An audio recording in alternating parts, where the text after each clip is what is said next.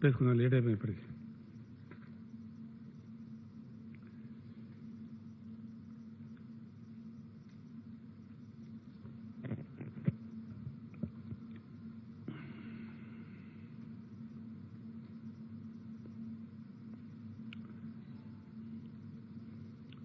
మొత్తం మానవ ప్రపంచాన్ని అనేక ఇబ్బందులకు కష్టనష్టాలకు గురి చేస్తున్నటువంటి కరోనా మనల్ని కూడా పట్టిపీడిస్తూ ఉంది. ఈ రోజుకి లేటెస్ట్ దీని ప్రకారంగా మన రాష్ట్రంలో 1096 మందికి, ఇది లేటెస్ట్ అప్డేటెడ్ ఫిగర్ ఇప్పుడు ఈవినింగ్ వరకు కూడా 1096 మెంబర్స్కి ఈ కరోనా పాజిటివ్గా కనుగొనబడ్డది. ఇందులో ట్రీట్మెంట్ పూర్తి చేసుకొని 628 మంది డిశ్చార్జ్ అయ్యి వెళ్ళిపోయినారు. ఈరోజు కూడా దాదాపు 43 మంది పేషెంట్లు కూడా డిశ్చార్జ్ అయినారు. ఒక 11 మందికి పాజిటివ్గా రావడం జరిగింది. వారిని అందరినీ హాస్పిటల్లో అడ్మిట్ చేశారు. మొత్తంగా ఇప్పుడు ట్రీట్మెంట్లో మన ఆసుపత్రులలో 439 మంది మన దగ్గర ఇప్పుడు ట్రీట్మెంట్లో ఉన్నారు.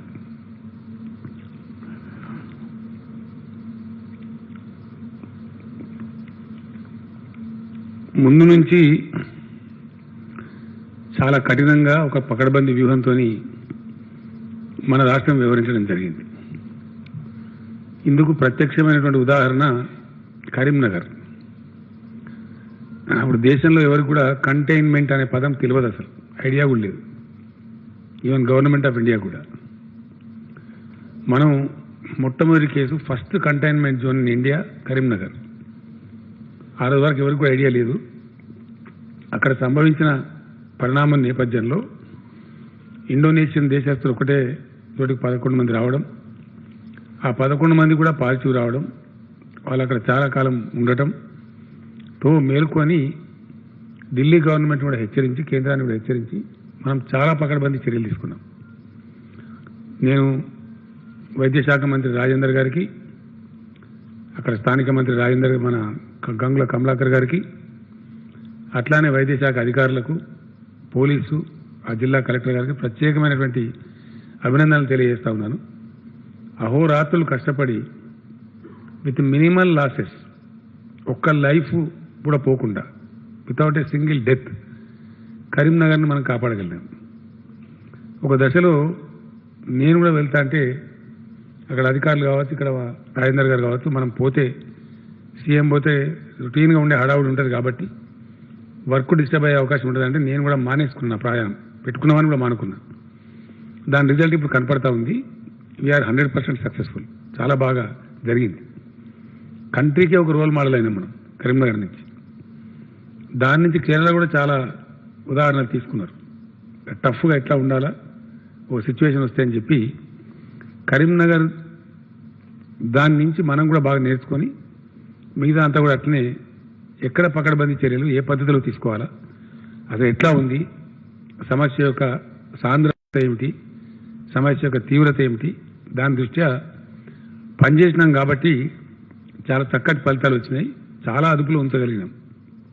We are quite successful. ఈరోజు డెత్ రేట్ విషయంలో చూస్తే కూడా కంట్రీ డెత్ రేట్ వచ్చి 3.37 ఉంది.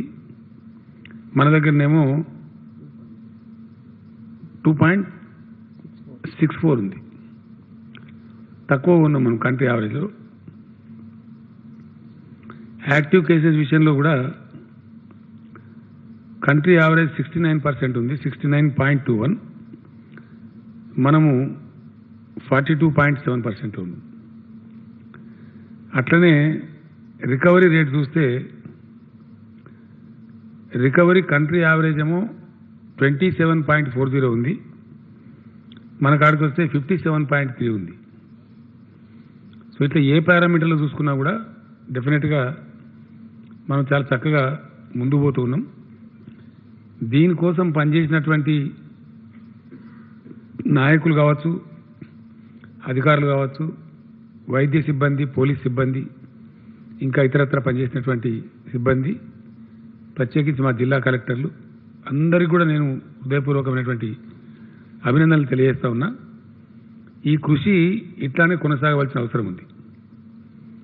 ఎందుకోసం అంటే మన దగ్గర దీనిలో దశలు ఉన్నవి. అంతర్జాతీయ స్థాయిలో దీన్ని చూసే దాంట్లో రకరకాల పద్ధతిలో దీన్ని విశ్లేషిస్తారు. ఆ విశ్లేషణలో ఫ్లాటనింగ్ అంటారు, అంటే ఆ కర్వ్ కిందికి పోవడం, తగ్గిపోవడం. మనం ఇప్పుడు ఫ్లాటనింగ్ స్టేజ్లో ఉన్నాం తెలంగాణ. దీన్ని పూర్తిగా క్రష్ చేయాలి, జీరోకి తీసుకురావాలి.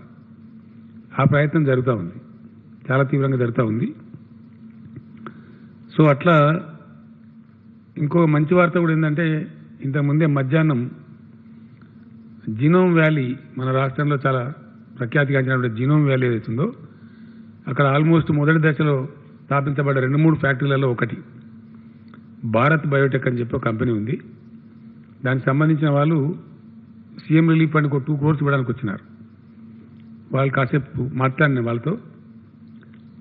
వారితో పాటు మొన్న ఈ మధ్యనే హైదరాబాద్లో అతి సనాతనమైన బయోటెక్ ఫ్యాక్టరీ మన బయాలజికల్ ఇవాన్స్ బిఈ మహిమా దాట్లా అని చెప్పి దాని ఎండి గారు వారు కూడా వచ్చినారు. తర్వాత మన రెడ్డి గారు ఉన్నారు, శాంతా బయోటెక్ వరప్రసాద్ రెడ్డి గారు, ఆయన చాలా గొప్పవాడు. వారు కూడా చెప్పినారు చాలా సీరియస్గా పరిశోధన జరుగుతూ ఉంది. ఆగస్టుకే మాకు వ్యాక్సిన్ వచ్చే ఆస్కారం ఉందని చెప్పినాడు ఆయన.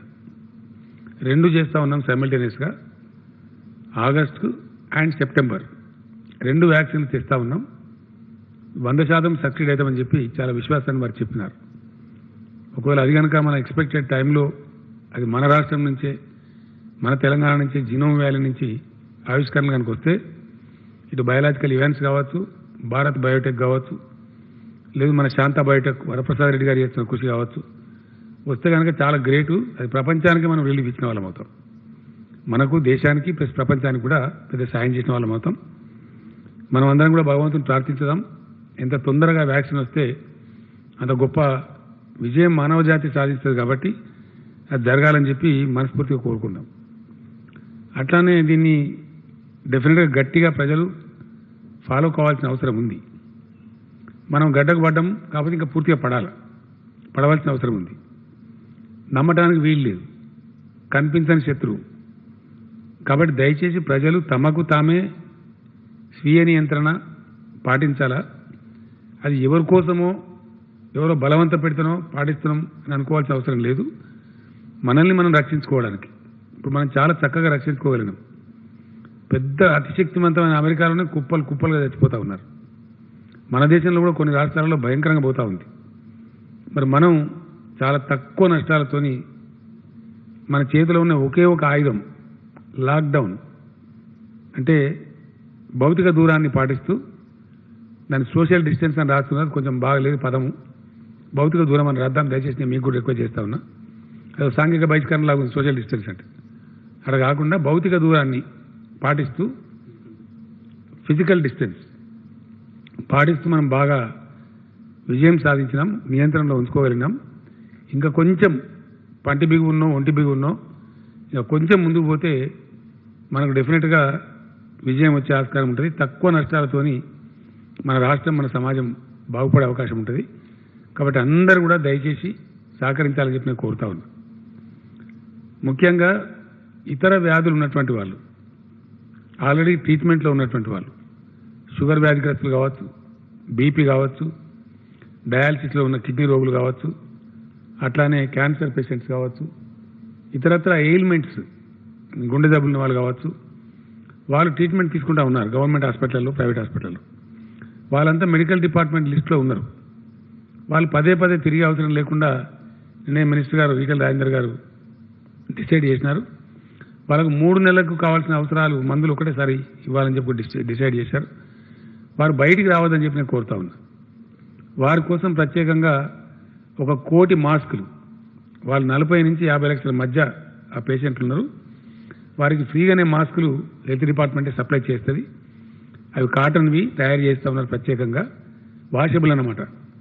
అవి వాడుకోవడానికి వాళ్ళకు బయటికి తిరగడానికి ఇబ్బంది లేకుండా వాళ్ళకు సంక్రమించకుండా వాళ్ళ ద్వారా ఇతరులకు సంక్రమించకుండా వాళ్ళకు కొంచెం సులభంగా జబ్బు సోకే ఆస్కారం ఉంటుంది కాబట్టి ప్రమాదం కూడా జరిగేటువంటి ఆస్కారం ఉంటుంది కాబట్టి వాళ్ళని కాపాడుకోవాలని చెప్పి 1 కోటి మాస్కులు వాళ్ళకు ఫ్రీగా మెడికల్ డిపార్ట్మెంట్ మినిస్టర్ గారు డిస్ట్రిబ్యూట్ చేయిస్తారు. దాని ప్రణాళిక కూడా డిపార్ట్మెంట్ వాళ్ళు ఆల్రెడీ తయారు చేశారు. ఆ ప్రకారంగా దాని మీద మనం ముందుకు పోదాం. దీంట్లో మన రాష్ట్రం ఇప్పుడు కేంద్ర ప్రభుత్వం వాళ్ళు కొన్ని మార్గదర్శకాలను పాటిస్తూ కొన్ని జోన్లుగా మొత్తం దేశాన్ని విభజించినారు. Red zone, orange zone, green zone అని విభజించినారు. ఇందులో 6 జిల్లాలు మనవి రెడ్ జోన్లో ఉన్నవి. సూర్యాపేట, గద్వాల, వికారాబాద్, మేడ్చల్, రంగారెడ్డి, హైదరాబాద్. ఈ 6 జిల్లాలు రెడ్ జోన్ కింద ఉన్నవి. 9 జిల్లాలు గ్రీన్ జోన్ కింద ఉన్నవి. కొద్దిగా మీరు రాష్ట్ర మంచి దయచేసి కొద్దిగా ఓపిక తెచ్చుకొని ఇంకా ప్రజలకు క్లారిటీ రావాల్సిన అక్కడ ఉంటుంది. యాదాద్రి భువనగిరి, వరంగల్ రూరల్, వనపర్తి, భద్రాద్రి కొత్తగూడెం, సిద్దిపేట్, ములుగు, మహబూబాబాద్, నాగర్ కర్నూల్, పెద్దపల్లి. ఈ 9 మనకు గ్రీన్ జోన్లో ఉన్నాయి. అట్లానే మరొక 18 జిల్లాలు ఆరెంజ్ జోన్లో ఉన్నాయి. అందులో సంగారెడ్డి, మహబూబ్ నగర్, మెదక్, జయశంకర్ భూపాలపల్లి,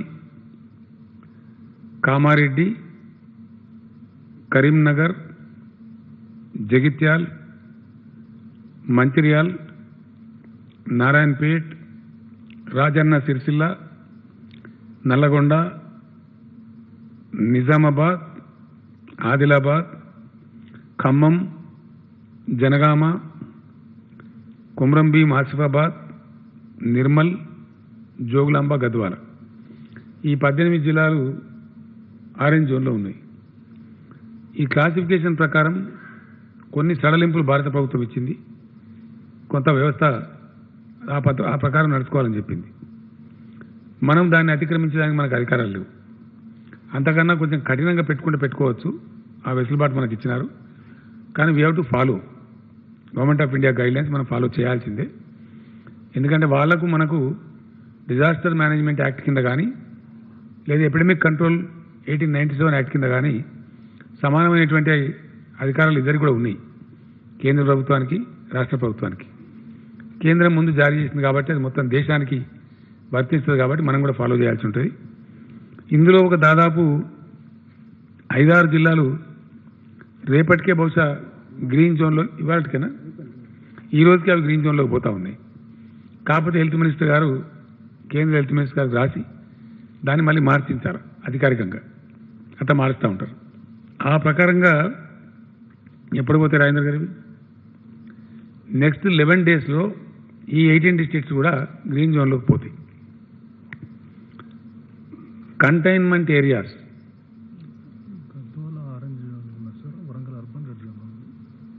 మనం చెప్పి అట్టే చెప్పినాం కదా. మరి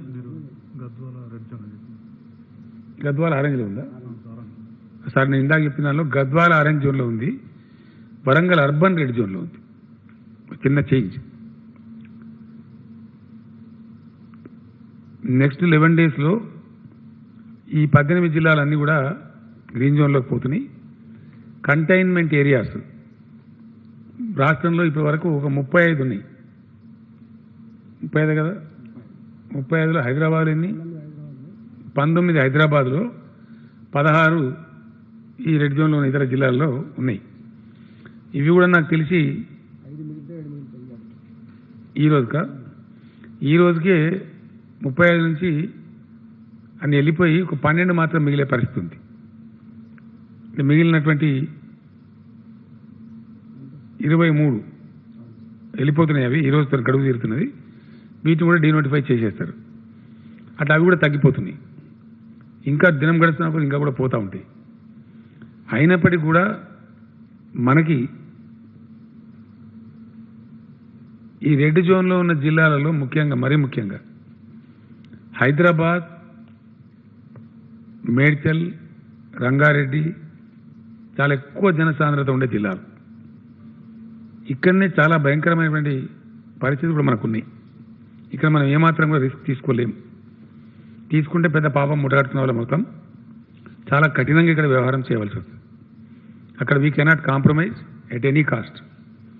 ఇక్కడ చూస్తే మనకి టోటల్ కేసులలో 726 కేసులు ఇక్కడనే ఉన్నాయి. అంటే 66%. మొత్తం రాష్ట్రంలో ఉండేటువంటి 1096 కేసులలో 66% కేసులు కేవలం ఇక్కడనే ఉన్నాయి. అట్లానే రాష్ట్రం అంతా కలిసి 34% ఉంది. అట్లానే ఇప్పుడు మనకి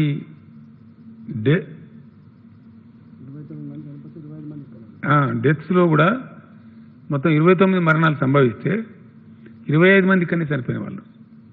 అది 86% ఇక్కడనే చనిపోయినారు. తర్వాత ఇప్పుడు లేటెస్ట్గా వచ్చే కేసులు, నిన్న మొన్న వచ్చే కేసులు మన ఈ రోజుతో సహా అన్నీ కూడా జిహెచ్ఎంసీ వస్తూ ఉన్నాయి. మనకి ఎక్కడ ఇప్పుడు సూర్యాపేట రెడ్ జోన్ ఉంది, అటు నుంచి రావట్లేదు. ఆల్మోస్ట్ అయిపోయింది సూర్యాపేట, వాస్తవానికి 14 డేస్ అయిపోయింది. అట్లానే గద్వాల నుంచి కూడా ఆల్మోస్ట్ 0 ఉంది. నిజామాబాద్ అర్బన్ నుంచి కూడా దగ్గరకు వచ్చింది. ఆ జిల్లాలన్నీ పోతున్నాయి. వికారాబాద్ కూడా నాకు తెలిసి 2 డేస్ తర్వాత అది కూడా ఫ్రీ అయిపోతుంది. కానీ ఈ 3 జిల్లాలే ఉంటున్నాయి ప్రధానంగా. నేమ్సేక్ ఉన్నప్పటికీ సూర్యాపేట, గద్వాల, వికారాబాద్ వెళ్ళిపోతాయి ఇంకో 2-3 డేస్లో. ఒకటైతే వెళ్ళిపోయింది, ఇలా సూర్యాపేట ఆల్రెడీ వెళ్ళిపోయింది. అది రెడ్ జోన్ నుంచి ఆరెంజ్ జోన్కి రావాలా. వికారాబాద్ కూడా పోయింది. గద్వాల ఒకటే 1 or 2 డేస్లో ఉన్నట్టుంది. అంటే ఆ ప్రోటోకాల్ డేట్స్ ఏదైతుందో ఆ టైం అయిపోతూ ఉంది. అప్పుడు మిగిలేటి ఏంటి అంటే మనకి ఈవెన్ ఈరోజు వచ్చే కేసులు అంటే లేటెస్ట్ నిన్న మొన్న వస్తున్న కేసులు అన్నీ కూడా జిహెచ్ఎంసీ పరిధిలో ఈ 3 జిల్లాలనే వస్తున్నాయి. అత్యంత ఎక్కువ జనసాంద్రత, ప్రజలు ఎక్కువగా ఉండేది ఈ జిల్లాలో మనకు ఎక్కువ ఉంటారు. 1 కోటి జనాభా పైచీలకు ఇక్కడ ఉంటుంది. కాబట్టి ఇక్కడ ఉన్న ప్రజలు ఎవరైతే ఉన్నారో దయచేసి పూర్తి స్థాయి సహకారం చేయాలా. ఇక్కడనే కమ్యూనిటీ స్ప్రెడ్ కూడా అయ్యే అవకాశం ఉంటుంది. ముంబై చూస్తూ ఉన్నాం మనం, ఒక్కొక్క రోజుకు భయంకరంగా పెడతా ఉన్నాయి. We're worried. ఆ దుస్థితి మనకు రావద్దు. మన హైదరాబాద్ చల్లగా ఉండాలి, మంచిగా బతకాలి. మనకు చాలా ఎంక్వైరీలు వస్తూ ఉన్నాయి. పెట్టుబడులన్నీ చైనా నుంచి విడ్రా చేసుకుంటే ఇండియాకు వస్తామని, ఇండియాలో సౌత్ ఇండియాలో మెయిన్ ఫోకస్ హైదరాబాద్ మీద ఉంది. చాలా పెద్ద లాభం మనకు జరిగే అవకాశం ఉంది. ఉజ్వలమైన భవిష్యత్తు ఉండే అవకాశం ఉంది. సో అటువంటి పరిస్థితులలో హైదరాబాద్ని చాలా సేఫ్గా కాపాడుకోవాల్సిన బాధ్యత మన మీద ఉంది. 100% we have to be very strict here. మొత్తం పైన ప్రపంచవ్యాప్తంగా కూడా ఇట్లాంటి వైరస్ వచ్చినప్పుడు గత అనుభవాల దృష్ట్యా, అది స్వైన్ ఫ్లూ కావచ్చు, స్పానిష్ ఫ్లూ కావచ్చు, ఇతరత్ర సంభవించిన వైరస్లు కావచ్చు, యావత్తు వైద్య ప్రపంచం, గొప్ప శాస్త్రవేత్తలు వెలిబుచ్చుతున్నటువంటి అభిప్రాయం ఏంటంటే ఒక 70 days సైకిల్ మనం పాస్ అయినట్టయితే, ఎక్కువ ఇబ్బందులు, ఎక్కువ ట్రాన్స్మిషన్ లేకుండా పాస్ అయినట్టయితే చాలా వరకు అది కంట్రోల్ అయ్యి మన స్వాధీనంలోకి అది వచ్చే అవకాశం ఉంటుంది. మనకు అప్పర్ హ్యాండ్ వచ్చే, మన వైద్య శాఖకు అప్పర్ హ్యాండ్ వచ్చే అవకాశం ఉంటుంది. అడపా ఏదో అక్కడో కేసు వస్తే స్పొరాడిక్గా కంట్రోల్ చేసుకోవచ్చు, చాలా సులభంగా ఉంటుంది. కాబట్టి దాన్ని పాటించాలని చెప్తున్నారు. ఎట్లాగో మనం ఇంత కష్టపడ్డాం, ఇప్పుడు మొత్తం మన రాష్ట్రం అంతా ఫ్రీ అవుతా ఉంది. ఓన్లీ రాజధాని మట్టుకే ఈ 3 జిల్లాలే మనకు తేడాగా ఉన్నాయి.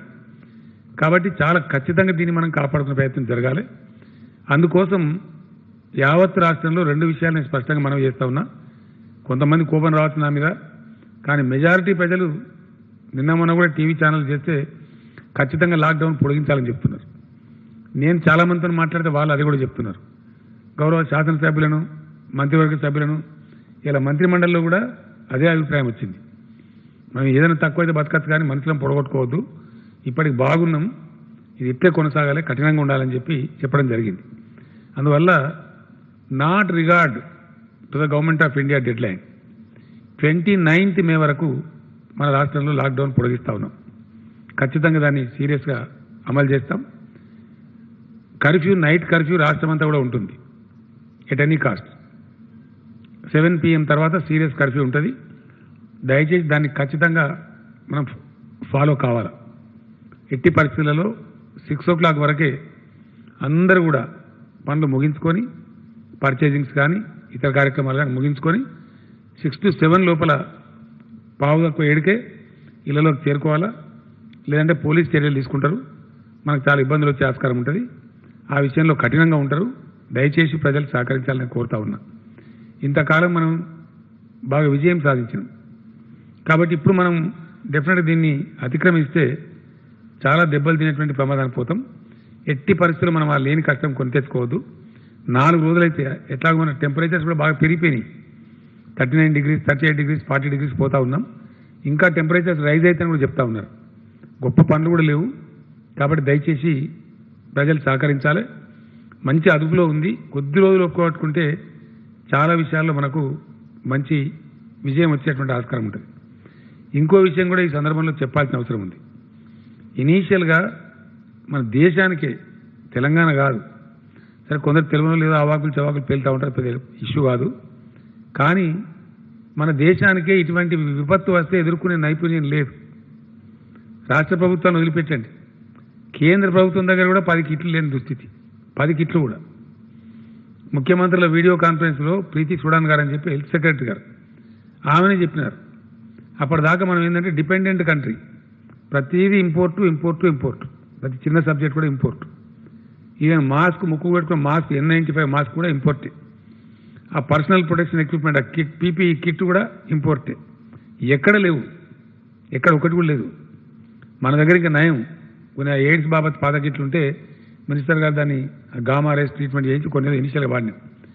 తర్వాత రాజేందర్ గారు అంటే ఎట్లా ఉంటుందంటే, రాజేందర్ గారు కష్టపడి బెంగళూరులో పట్టుకుని 15,000 కిట్స్ కానీ ఇస్తా అంటే కొంచెం ఎక్కువ డబ్బు ఇచ్చినా కొందామంటే అక్కడ పోలీసులు దాన్ని సీజ్ చేశారు. మనకు రానియలే. ఎక్కడ వాళ్ళది అక్కడ యాంగ్జైటీ కాబట్టి ఆ రాష్ట్రం వాళ్ళు అక్కడనే లాగేసుకున్నారు. అంత కఠినం ఉండే. ఆ స్టేజ్ నుంచి మనం ఇప్పుడు చాలా అద్భుతమైన స్టేజ్కి చేరుకున్నాం. 10 లక్షల కిట్లకు ఆర్డర్ ఇచ్చినాం. అందులో ఆల్మోస్ట్ 5,60,000 కిట్లు మన హ్యాండ్ ఓవర్లో ఉన్నాయి. ఇప్పుడు మనకు సరిపోను కాదు, అవసరమైతే పక్క రాష్ట్రం కూడా సాయం చేసే స్థాయిలో మనం ఉన్నాం. మెడికల్ ఎక్విప్మెంట్ విషయంలో అవి మెడిసిన్స్ కావచ్చు, పీపీఈ కిట్స్ కావచ్చు, N95 మాస్క్ కావచ్చు, అవి కూడా దాదాపు 6 లక్షల పైసలకు ఉన్నాయి. ఈ మాస్క్ అయితే చాలా ఉన్నాయి కదా, అట్లా రకరకాలుగా అవన్నీ ఉన్నాయి. ఆ గ్లౌజులు అన్నీ, ఎవ్రీథింగ్ వీఆర్ ఫుల్లీ ఎక్విప్డ్. అది మనకు కాదు, ఇంకోళ్ళు కూడా సాయం చేసే పరిస్థితులు మనం ఉన్నాం.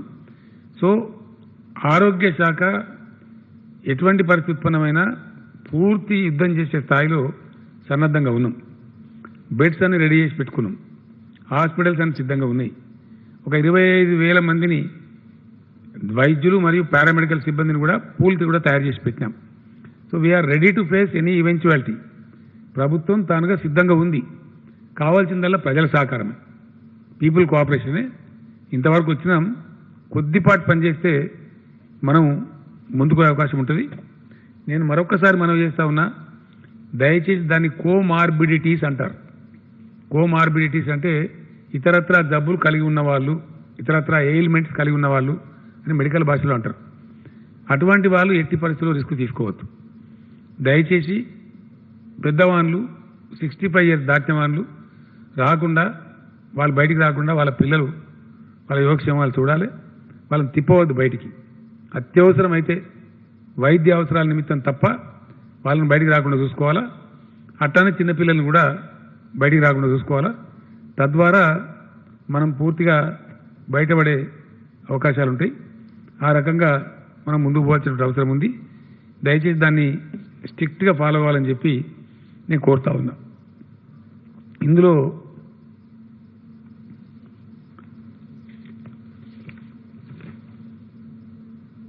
ఎకనామిక్ యాక్టివిటీ కూడా కొంత ప్రారంభించుకోవాలని చెప్పి మనకి కొంత కేంద్రం కొన్ని విషయాలు పెట్టింది. అందులో ఆరెంజ్ జోన్లో ఏం చేయాలా, గ్రీన్ జోన్లో ఏం చేయాలా, రెడ్ జోన్లో ఏం చేయాలి అనే నిబంధనలు ఉన్నాయి. వాటిని యథాతథంగా మనం కూడా అమలు చేస్తున్నాం. కేంద్రం ఏదైతే మార్గదర్శకాలు ఇచ్చిందో వాటిని తూచా తప్పకుండా యథాతథంగా మనం అమలు చేస్తూ ఉన్నాం. ఇంకా కొంచెం కఠినంగా వ్యవహారం చేస్తాం. ఫర్ ఎగ్జాంపుల్, కేంద్ర ప్రభుత్వం రెడ్ జోన్లో కూడా షాపులు తెరుచుకోవచ్చని ఇచ్చిండ్రు. మనం తెరవడం లేదు. ఇక్కడ హైదరాబాద్, రంగారెడ్డి, మేడ్చల్ అండ్ వికారాబాద్, గద్వాల్, సూర్యాపేట్, అది గద్వాల్ కాదు, Warangal urban and Suryapet. We are not opening a single shop. No. Very strict. ఎట్టి పరిస్థితి ఒక షాప్ కూడా ఓపెన్ చేయం. ఇక్కడ ఓపెన్ చేసేదల్లా గృహ నిర్మాణ యాక్టివిటీ కొనసాగుతుంది కాబట్టి దానికి సంబంధించిన షాపులు మాత్రం ఓపెన్ చేస్తారు. నిత్యావసర సరుకుల షాపులు ఓపెన్గా ఉంటాయి, ఇంతకుముందు ఉన్నట్టే సేమ్ యాక్టివ్గా, దానిలో ఏం డిస్టర్బెన్స్ ఉండదు. దాంతోపాటు సిమెంటు స్టీల్ షాపులు,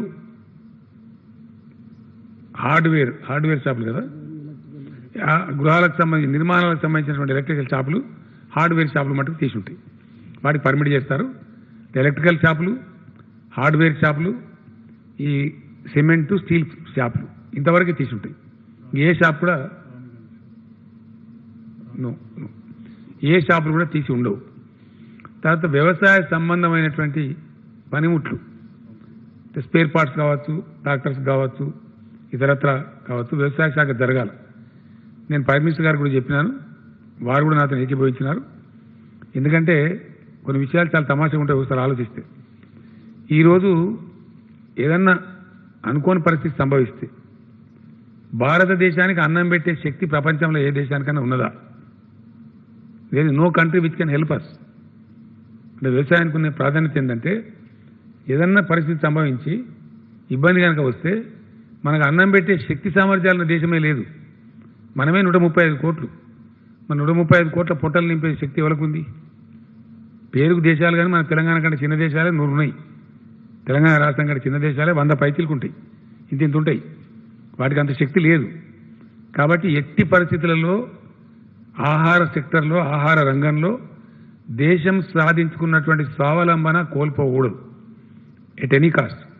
అది నేను ప్రైమ్ మినిస్టర్ గారు కూడా చాలా స్పష్టంగా చెప్పినాను.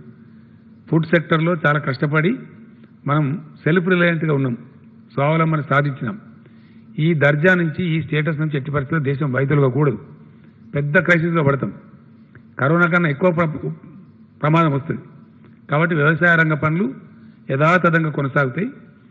వ్యవసాయ సంబంధమైనటువంటి యంత్రాలు అవిటి కూడా స్పేర్ పార్ట్స్ అవన్నీ కూడా ఆటోమేటిక్గా ఆ షాప్స్ ఎక్కడ ఉన్నా సరే వాటికి అనుమతిస్తారు, వాటికి ప్రాబ్లం లేదు.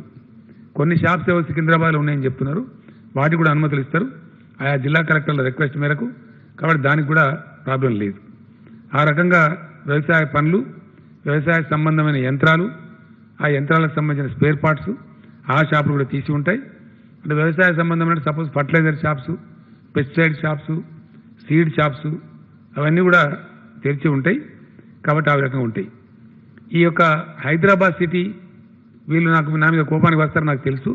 But still I have no way, నాకు గత్యంతరం లేదు.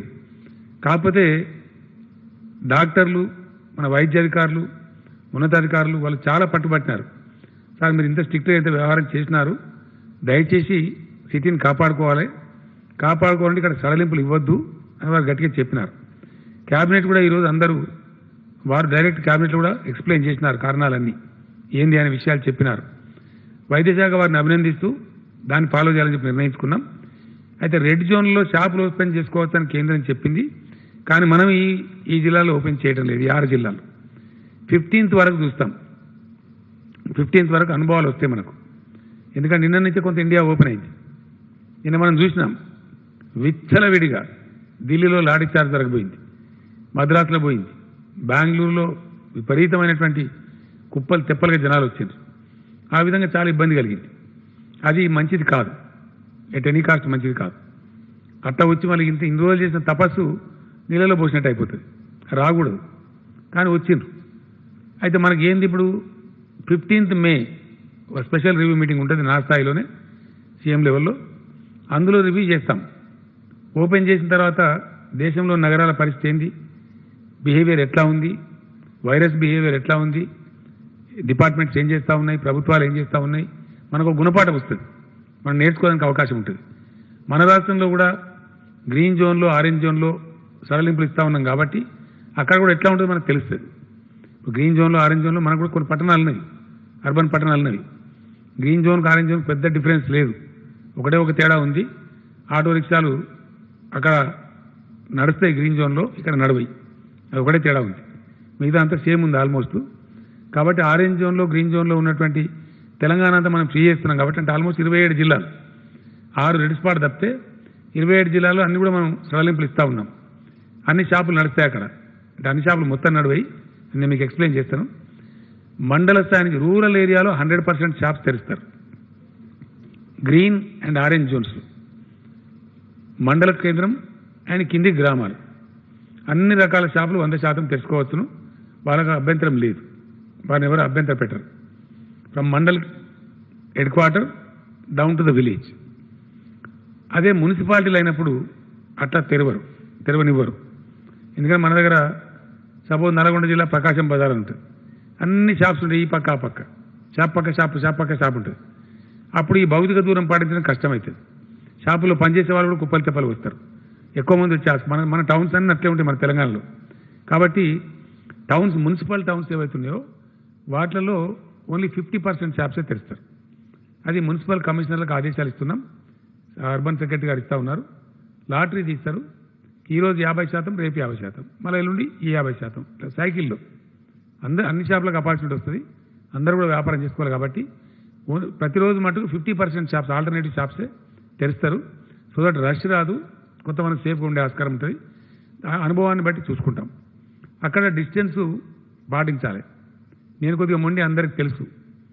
డిస్టెన్స్ కింది చేస్తే తెల్లారే బ్యాన్ చేస్తాం. కాబట్టి ప్రజలు కానీ షాపుల వాళ్ళు కానీ ఈ సదవకాశాన్ని పొడగొట్టుకోవద్దు. చెప్పింది కదా అని చెప్పి మళ్ళీ కుప్పలు వస్తే చూసుకుంటే కూర్చోము. మీడియా రిపోర్ట్ చేస్తుంది. ఎలక్ట్రానిక్ మీడియా గ్యారంటీ రిపోర్ట్ చేస్తుంది. మాకు అన్నీ తెలుస్తూనే ఉంటాయి. కాబట్టి ఊరుకునే పరిస్థితి ఉండదు. మీదిగా మీడియా వాళ్ళని నేను ప్రార్థిస్తున్నా. ఎక్కడన్నా మరీ అన్రూలీ ఉంటే దయచేసి వెంటనే రిపోర్ట్ చేయండి. తగిన చర్యలు కూడా తీసుకుందాం. మీ సహకారం కావాలని మీడియా సహకారం కూడా నేను కోరుతా ఉన్నా. షాపులు ఉదయం 10 గంటల నుంచి 6 గంటల వరకు తెరిచి ఉంచుతారు. మార్నింగ్ 10 to 6, 7 నుంచి కర్ఫ్యూ. కాబట్టి నేను మళ్ళీ ఒకసారి చెప్తున్నా, no confusion. Night time curfew entire స్టేట్లో ఉంటుంది. మొత్తం రాష్ట్రంలో ఉంటుంది. ఈ జిల్లా లేదు, ఆ జిల్లా లేదు, గ్రీన్ లేదు, రెడ్ లేదు. అన్ని జిల్లాలలో 33 జిల్లాలలో 7 గంటల నుంచి ఉదయం 6 గంటల వరకు కర్ఫ్యూ ఉంటుంది. తప్పకుండా ఉదయం 6 నుంచి వాళ్ళ కార్యకలాపాలు ప్రారంభించుకోవచ్చు. ఆ రకంగా షాపులు మట్టుకు వ్యాపార కార్యకలాపాలు 10 o'clock నుంచి తెరుచుకోవచ్చు.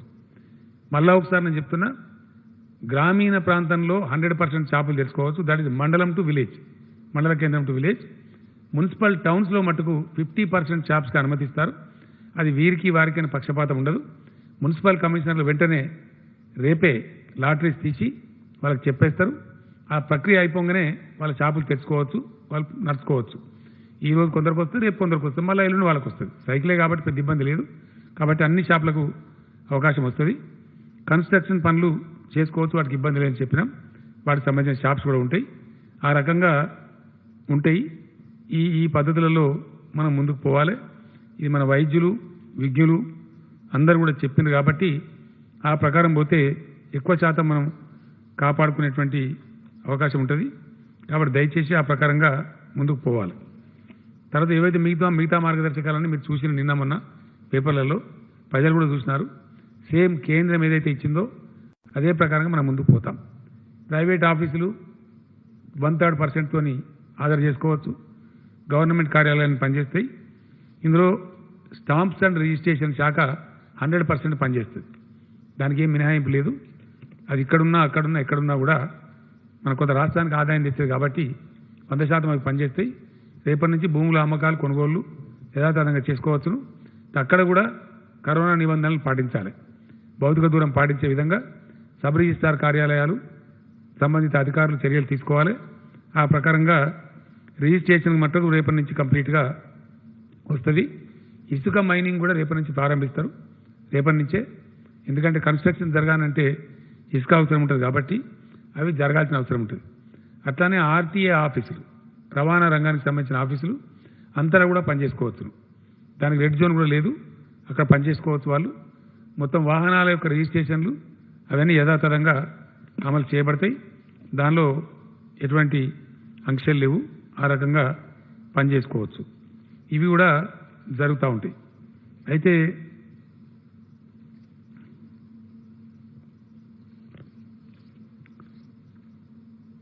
రిజిస్ట్రేషన్స్ అవన్నీ కూడా జరుగుతాయి. ఈ విధంగా మనం ముందుకు పోదాం. తర్వాత విద్యార్థులకు సంబంధించి 10వ తరగతి పరీక్షలు మధ్యలో అయిపోయినాయి. 3 పరీక్షలు జరిగినాయి, 8 పరీక్షలు జరగవలసింది. ఆ 8 పరీక్షలు నిర్వహిస్తాం. ఇంతకుముందు హైకోర్టు వాళ్ళు ఆర్డర్ ఇచ్చినారు. సో హైకోర్టు ఏ నిబంధనలు చెప్తే ఆ నిబంధనలు ఫాలో చేస్తే ఎగ్జామ్ కండక్ట్ చేస్తాం, చేయాలి. ఎందుకంటే మనకు 2500 వరకు ఇంచుమించుగా సెంటర్స్ ఉన్నవి. వాటిని అవసరమంటే 5000 చేస్తాం, 5500 చేస్తాం. తక్కువ విద్యార్థులు ఒక హాల్లో 15-20 మంది మాత్రమే విద్యార్థులు ఉండేటట్టు, ఈ భౌతిక దూరం పాటించేటట్టు, హాల్స్ అన్ని శానిటైజ్ చేసేటట్టు, అట్లానే ఆ పిల్లలకు వాళ్లకు శానిటైజేషన్ కానీ మాస్కులు కానీ ఇవన్నీ ప్రొవైడ్ చేసి విద్యాశాఖ మంత్రి గారు స్టెప్స్ తీసుకుంటారు. ఆ రకంగా క్యాబినెట్ ఈరోజు డిసైడ్ చేసి మన అడ్వకేట్ జనరల్ గారికి ఆదేశాలు ఇచ్చింది. ఇమీడియట్గా కోర్టులో అప్లై చేయమని చెప్పినాం. సీజే గారు ముందు అప్లై చేసి పర్మిషన్ తీసుకోమన్నాం. కోర్టు కూడా మాకు పర్మిషన్ ఇస్తుందని చెప్పి భావిస్తూ ఉన్నాం. వెంటనే తీసుకొని, ఇక్కడ పిల్లలు టెన్షన్లో ఉన్నారు పాపం, వాళ్ళు పిల్లల తల్లిదండ్రులు కూడా అన్ని జాగ్రత్తలు, వాళ్ళకు ఆర్టీసీ బస్సులు ఏర్పాటు చేస్తాం, తీసుకుపోతాం, తీసుకొస్తాం. వాళ్ళ ధనవంతుల పిల్లలు ఉంటే స్పెషల్ పాసులు వాళ్ళ కార్లకు కూడా ఇస్తాం. ఇవన్నీ ఏమేమి జాగ్రత్తలు తీసుకొని ఇటువంటి ఇబ్బందులు లేకుండా ఎస్ఎస్సి పరీక్షలు కూడా కోవిడ్ నిబంధనలు పాటిస్తూ ఖచ్చితంగా మే నెలలోనే కంప్లీట్ చేస్తాం. ఎందుకంటే దాని నుంచి చాలా సిలబస్లు అన్నీ అడ్వాన్స్ అయి ఆధారపడి ఉంటాయి. ఇంటర్మీడియట్ కానీ అడ్మిషన్స్ కానీ వివిధ వ్యవహారం అంతా ఉంటుంది. ఇంటర్మీడియట్ పరీక్షలు అయిపోయినాయి. ఈరోజు ఆదేశాలు ఇచ్చినాం ఎడ్యుకేషన్ సెక్రటరీ గారికి. దాని ఇన్విజిలేషన్ పేపర్లు దిద్దే కార్యక్రమం, దాన్ని ఏమంటారు వాల్యుయేషన్, ఆ పేపర్లు దిద్దే కార్యక్రమం కూడా కాలేజీలోకి వెళ్ళి చాలు లే కదా, బయటకు వచ్చి మర్చిపోయాను. సో ఆ వాల్యుయేషన్, స్పాట్ వాల్యుయేషన్ కదా, పేపర్లు దిద్దే కార్యక్రమం అది ఈజీగా ఆ కార్యక్రమం ముమ్మరంగా రేపటి నుంచే చేపడతారు. కాబట్టి దాన్ని కూడా ముగిస్తాం. సో ఆ విద్యార్థులకు కూడా ఇబ్బంది లేకుండా ఎడ్యుకేషన్ మాడ్యూల్ ఈరోజు హెచ్ఆర్డీ మినిస్టర్ గారు కూడా ఏదో చెప్పినారు, కేంద్రం కొన్ని నిబంధనలు పెట్టినారు. ఎడ్యుకేషన్ మినిస్టర్ గారు, సెక్రటరీ గారు, వారికి ఒక సబ్ కమిటీ కూడా ఉంది, క్యాబినెట్ సబ్ కమిటీ. ఆ సబ్ కమిటీ కూర్చొని దాన్ని ఫైనల్ చేస్తారు. ఎందుకంటే సిలబస్ ఎట్లా కంప్లీట్ కావాలా, ఎంతవరకు హాజరు కావాలా, రేపు ఎట్లా జరగాలి, అసలు ఏ పద్ధతిలో అవలంబించాలా అనేదంతా కూడా ఒక మాడ్యూల్ తయారు చేయాలి. ఇక్కడ నేను చెప్పదలుచుకున్నది ఏంటంటే, ఇది రేపో ఎల్లుండో సమస్య సమస్య కాదు. ఫైనల్గా కరోనా మనం కలిసి బతకాల్సిందే. విద్య కావాలి, కొంచెం తెలివి కావాలి. ఉపాయం ఉన్నోడు అపాయం నుంచి తప్పించుకుంటాడు. కాబట్టి మనం ఉపాయంతో బతకాలి. అది ఆ తెలివి ఇప్పుడు మనం సంతరించుకోవాలి. ఇదేదో రేపో ఎల్లుండో వారం రోజులకో దాటిపోయే గండం కాదు. ఇది మనం వేటాడుతూనే ఉంటుంది. కాబట్టి ఇప్పటిదాకా మనం రక్షించుకున్నాం కొంచెం ఉపాయంతో. ఇప్పుడు కూడా మనం ఉపాయంతో రక్షించుకోవాలి. మనల్ని మనమే రక్షించుకోవాలి. ఎవరో వచ్చి మనల్ని కాపాడరు. కాబట్టి ఈ 10వ తరగతి పరీక్షలు నిర్వహించడంతో పాటు ఇంటర్మీడియట్ స్పాట్ వాల్యుయేషన్ కూడా పూర్తి చేస్తాం. నెక్స్ట్ సిలబస్ ఇయర్ ఏమైనా 15 రోజులు ఆలస్యం అవుతుందా, జూన్కే ఉంటుందా, జూలైకి పోతుందా, ఏది ఉత్తమం, ఎట్లా చేయవచ్చు, రాష్ట్రం యొక్క దేశం యొక్క కరోనా యొక్క పరిస్థితులను పరిగణలోకి తీసుకొని షార్ట్ పీరియడ్లో దాన్ని డిక్లేర్ చేస్తాం. ఆ లోపల inter valuation and SSC exams మటుకు డెఫినెట్లీ పూర్తి చేస్తాం. చాలామంది న్యాయవాద మిత్రులు తెలంగాణ అడ్వకేట్ చేసి చాలా డిమాండ్ చేస్తూ ఉన్నారు చాలా రోజుల నుంచి. మేము చాలామంది పేద అడ్వకేట్స్ ఉన్నారు, కొత్తగా ప్రాక్టీస్కి వచ్చిన వాళ్ళు ఉన్నారు, దాదాపు 10,000 మంది ఉంటారు. అట్లా మమ్మల్ని కూడా ఆదుకోవాలా, ఈ టైంలో కోర్టులు మొత్తం లాక్డౌన్ కారణంగా స్తంభించిపోయింది, ఇబ్బంది ఉందని చెప్పినారు. ఈరోజు క్యాబినెట్ ముందుకు ప్రతిపాదన వస్తే దాన్ని తీసుకొని క్యాబినెట్ సమగ్రంగా చర్చ చేసినాం. ఈ న్యాయవాదుల్ని, యువ న్యాయవాదుల్ని, పేద న్యాయవాదుల్ని కొంచెం ఆదుకోవాలని చెప్పి ప్రభుత్వం నిర్ణయించింది. ఎందుకంటే ఇటువంటి కష్ట సమయంలో ఎవరికైనా ప్రభుత్వమే అండదండ ఉండగలుగుతుంది. కాబట్టి దానిలో ఒక 25 కోట్ల రూపాయలను వాళ్ళకు మంజూరు చేసినాం. ఒక ట్రస్ట్ లాగా ఏర్పాటు చేసి దానికి మన అడ్వకేట్ జనరల్ గారు ప్రసాద్ గారు చైర్మన్గా, ఫైనాన్స్ సెక్రటరీ గారు ఒక సభ్యుడిగా, మన న్యాయశాఖ సెక్రటరీ సంతోష్ రెడ్డి గారు ఒక సభ్యుడిగా, ఒక ట్రస్టీగా ఏర్పాటు చేసినాం. ఈ డబ్బులు మన రాష్ట్ర హైకోర్టు చీఫ్ జస్టిస్ గారి ఆధ్వర్యంలో ఎక్కడేం తప్పులు పోకుండా ధర్మంగా ఎవరికైతే సాయం అందవలసి ఉందో ఆ రకంగా దాన్ని వాళ్ళకు వితరణ చేయమని చెప్పినాం. తక్షణంగా 15 crores రిలీజ్ చేస్తూ ఉన్నాం. ఈరోజు రిలీజ్ చేశాం. ఫైనాన్స్ సెక్రటరీకి ఆదేశం ఇచ్చాం. వాళ్ళకి అంత అవసరం ఉంటే ఆ మిగతా డబ్బు కూడా దఫల వారీగా రిలీజ్ చేస్తాం. ఆ రకంగా ఫైనాన్స్ మినిస్టర్ గారు, సెక్రటరీ గారు ఆ స్టెప్స్ తీసుకుంటూ ఉన్నారు. ఆ విధంగా వాళ్ళని కాపాడతాం. అదేవిధంగా వలస కూలీల గొడవ. తెలంగాణ రాష్ట్రం చాలా డైనమిక్ స్టేట్, చాలా డైనమిక్ స్టేట్. ఇక్కడ నిజంగా కూడా తెలంగాణ స్ట్రెంత్ చాలా సంతోషం కలుగుతూ ఉంటుంది. మనకు ఇంత గొప్పగా పనులు జరిగే రాష్ట్రం. ఎన్నో రాష్ట్రాల వాళ్ళు ఇక్కడ వచ్చి పొట్టబోసుకునే రాష్ట్రం. ఒకప్పుడు మనమే వలసపోయినాం. సమైక్య పాలకులు మనల్ని అవమానాలు కూడా చేసినారు. మీకు రాష్ట్రమే కాదు, మీకు పరిపాలన చేయరాదన్నారు. కానీ అత్యంత డైనమిక్, మోస్ట్ హ్యాపెనింగ్ స్టేట్ కింద తెలంగాణ ప్రూఫ్ చేసుకున్నది. And that is what is happening. నాకు కూడా అప్పుడప్పుడు ఆశ్చర్యం కలుగుతూ ఉంది. ఎన్ని లక్షల మంది ఎన్ని రంగాలలో పనిచేస్తూ ఉన్నారు తెలంగాణలో. చాలా మనం సంతోషించదగ్గ విషయం. మనకు ఎంత శక్తి తోడవుతా ఉన్నదని.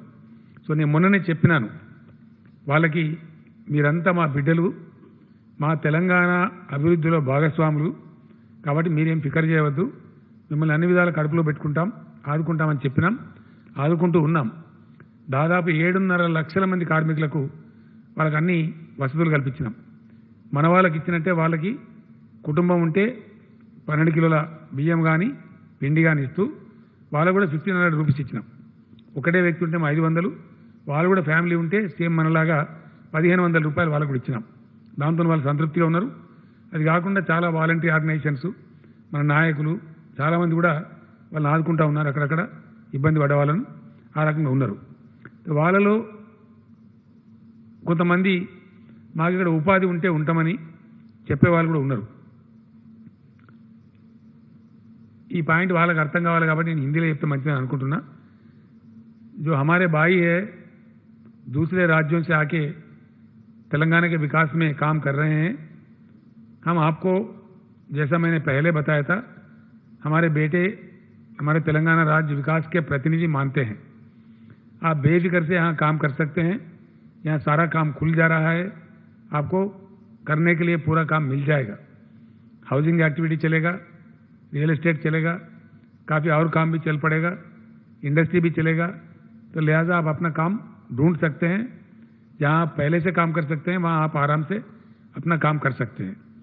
जो लोग जाने के लिए मन बना लिए हुए हैं आप लोग जा सकते हैं, कोई पाबंदी हम रोकेंगे नहीं. लेकिन एकदम लाखों लोगों को हम नहीं भेज सकते. आज मेरा यूपी सीएम साहब से बात हुआ, बिहार सीएम साहब से बात हुआ, कई चीफ मिनिस्टर लोगों से और कई अधिकारियों से मेरा बात हुआ उत्तर भारत में. वो लोग भी लेने के लिए तैयार है. लेकिन उन्होंने एक दिक्कत बताया कि जो लोग जाना चाहते हैं उनका सूची हमको वहाँ भेजना पड़ता है.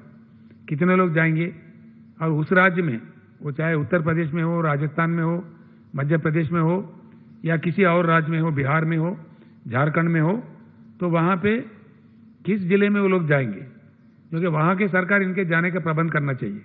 वहाँ पे भी पब्लिक ट्रांसपोर्ट नहीं है, इनके लिए स्पेशल प्रबंध करना पड़ेगा. अब ये लोग सडनली जाके उतर गए. और बिहार जैसा राज्य है, वहाँ के लोग बता रहे थे, वहाँ के सीएम साहब और चीफ सेक्रेटरी बता रहे थे कई लाख लोग वहाँ पहुँच रहे. तो एकदम 1 लाख लोग आ जाए तो उनको संभालना उनको मुश्किल हो जाएगा. तो वो लोग भी एक शेड्यूल बना रहे. अगर बाहर से लोग आ रहे तो किस प्रकार से उनको कौन से रेलवे स्टेशन पे उतारा जाए, किधर लिया जाए और जैसा सेफली उनका घर पहुंचा दिया जाए, उनके गांव पहुंचा दिया जाए.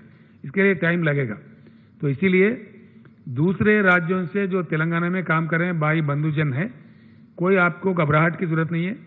आप जाना चाहो तो हम भेज देंगे, लेकिन ज़्यादातर रुकने का प्रयास कीजिए. और इकट्ठा सारे लोग इकट्ठा जाएंगे वो संभव नहीं है. आप लोग ये समझना चाहिए. लाखों में हज़ारों में हम नहीं भेज सकते. अब आज एक 11 ट्रेन हमने भेज रहे हैं. आज देखिए बिहार के लिए 5 गाड़ी रवाना हो रहे, झारखंड के लिए 1 गाड़ी हो रहे, राजस्थान के लिए 1 ट्रेन जा रहे हैं, उत्तर प्रदेश के लिए 2 ट्रेन जा रहे हैं और मध्य प्रदेश के लिए 2 ट्रेन जा रहे हैं. तो इस प्रकार से 11 ट्रेन आज हैदराबाद से रवाना हुई है.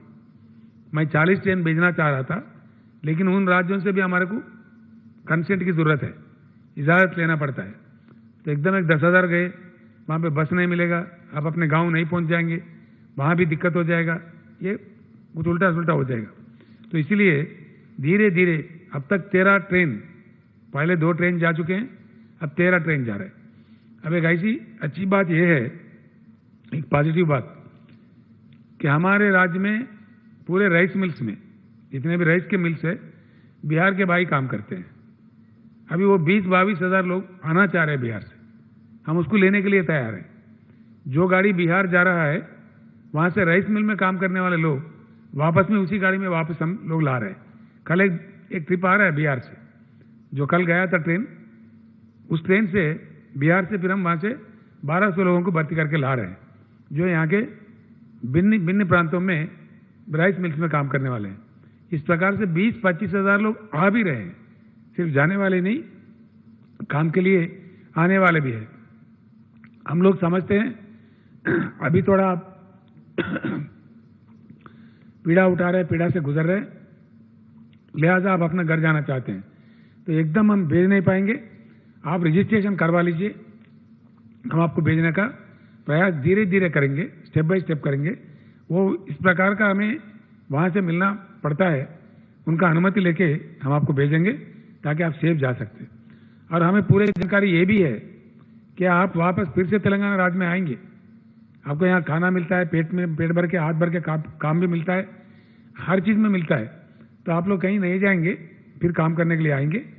तो इसलिए आप लोगों को कोई घबराहट की जरूरत नहीं है, हम धीरे धीरे आपको भेजते जाएंगे, लिहाजा आप कोई फिक्र करने की जरूरत नहीं है। आप रह सकते हैं, अगर रहना चाहे, कोई दिक्कत हो 100 को डायल कीजिए, वहाँ के अधिकारी से मिलिए, वहाँ के एमएलए से मिलिए, हमारे मंत्री जी से मिल लीजिए, आपको पूरा हम कर सकते हैं। अभी जो कर रहे हैं फंक्शन हॉल्स में हम काम इंतजाम कर रहे हैं, हर लिहाज से कर रहे हैं, वो आप जानते उस बात को, उसी प्रकार से आपके साथ रवैया होगा। आप कोई घबराहट ना करें, परेशान ना हो, कोई ऐसी चीज की जरूरत नहीं है। దీని తర్వాత వ్యవసాయం తెలంగాణలో ఇప్పుడు జరుగుతుండేది రైతు రాజ్యమే।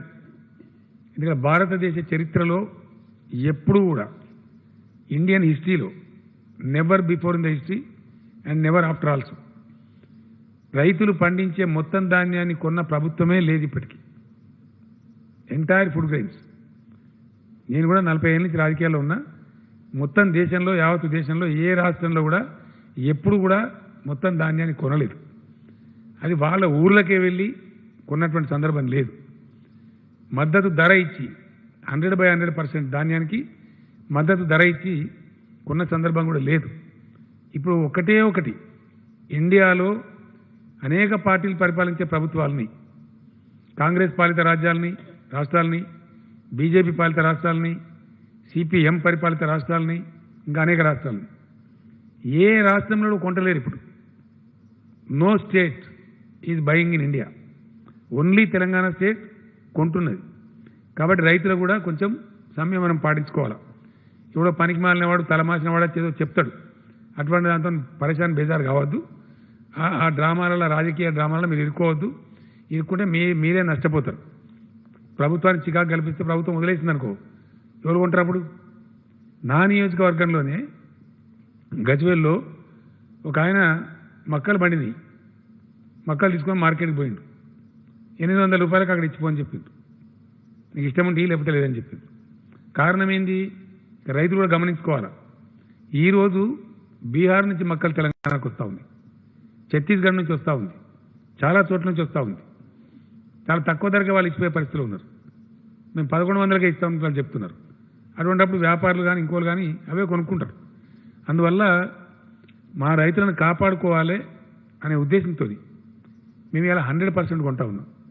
ఇంకొక వెరైటీ ఏంటంటే చాలా స్పెషల్గా కందులు 100% కొన్నాం, శనగలు 100% కొన్నాం, పజ్జొన్నలు కొన్నాం, సన్ఫ్లవర్ కొంటున్నాం, వరి ధాన్యం కొంటున్నాం, మక్క ధాన్యం కొంటున్నాం। ఇండియన్ హిస్టరీలో భారతదేశ చరిత్రలో ఇన్ని పంటలు ఏకమొత్తంగా కొనే ప్రభుత్వం అసలు లేనే లేదు। ఇప్పుడు రైట్ నౌ ఇప్పుడు కూడా ఇండియాలో ఎక్కడ కొంటలేరు, కొనరు కూడా, ఆ సాహసం చేయరు, మాట్లాడతారు కానీ చెయ్యరు। మన పక్కకే మనం అంటుకొని ఉండే ఛత్తీస్గఢ్, అక్కడ కాంగ్రెస్ గవర్నమెంట్ ఉంది, వీళ్ళు డంబాచారాలు చెప్పిండ్రు। ఏం చెప్పిండ్రు? రాహుల్ గాంధీ స్వయంగా ప్రకటించిండు జీవోల్ని మా దగ్గర, నిన్న మన కరీంనగర్ అని కూడా మాట్లాడి కాంగ్రెస్ లీడర్ 2500 రూపాయలు మద్దతు ధర ఇస్తాం వరకు అని చెప్పిండ్రు, 2500 ఇలా 800 1000 రూపాయలకు కొంటున్నారు. సిగ్గుచేటు. అది ఎకరానికి 15 క్వింటల్లే ఆకునేది కూడా. కడమది వాళ్ళ కర్మానికి వదిలేస్తున్నారు. వదిలేస్తే వచ్చి వాళ్ళు మన ములుగులు అమ్ముతున్నారు, మన భూపాలపల్లికి వస్తున్నారు, ఛత్తీస్గఢ్ రాష్ట్రం వాళ్ళు. అక్కడ కాంగ్రెస్ పార్టీ ఇంకో డంబాచారం చెప్పింది. 2 లక్షల రుణం ఏకబిగిన మాఫీ చేస్తామన్నారు. ఇది వరకు దిక్కు లేదు, ఏకబిగిన లేదు, 2 బిగినలు లేవు, మాఫీ చేయలే. మధ్యప్రదేశ్లో నరికింది ఆడ చేయలే, పంజాబ్లో నరికింది ఆడ చేయలే, ఛత్తీస్గఢ్ చెప్పింది అక్కడ చేయలే, రాజస్థాన్లో చెప్పింది అక్కడ చేయలే.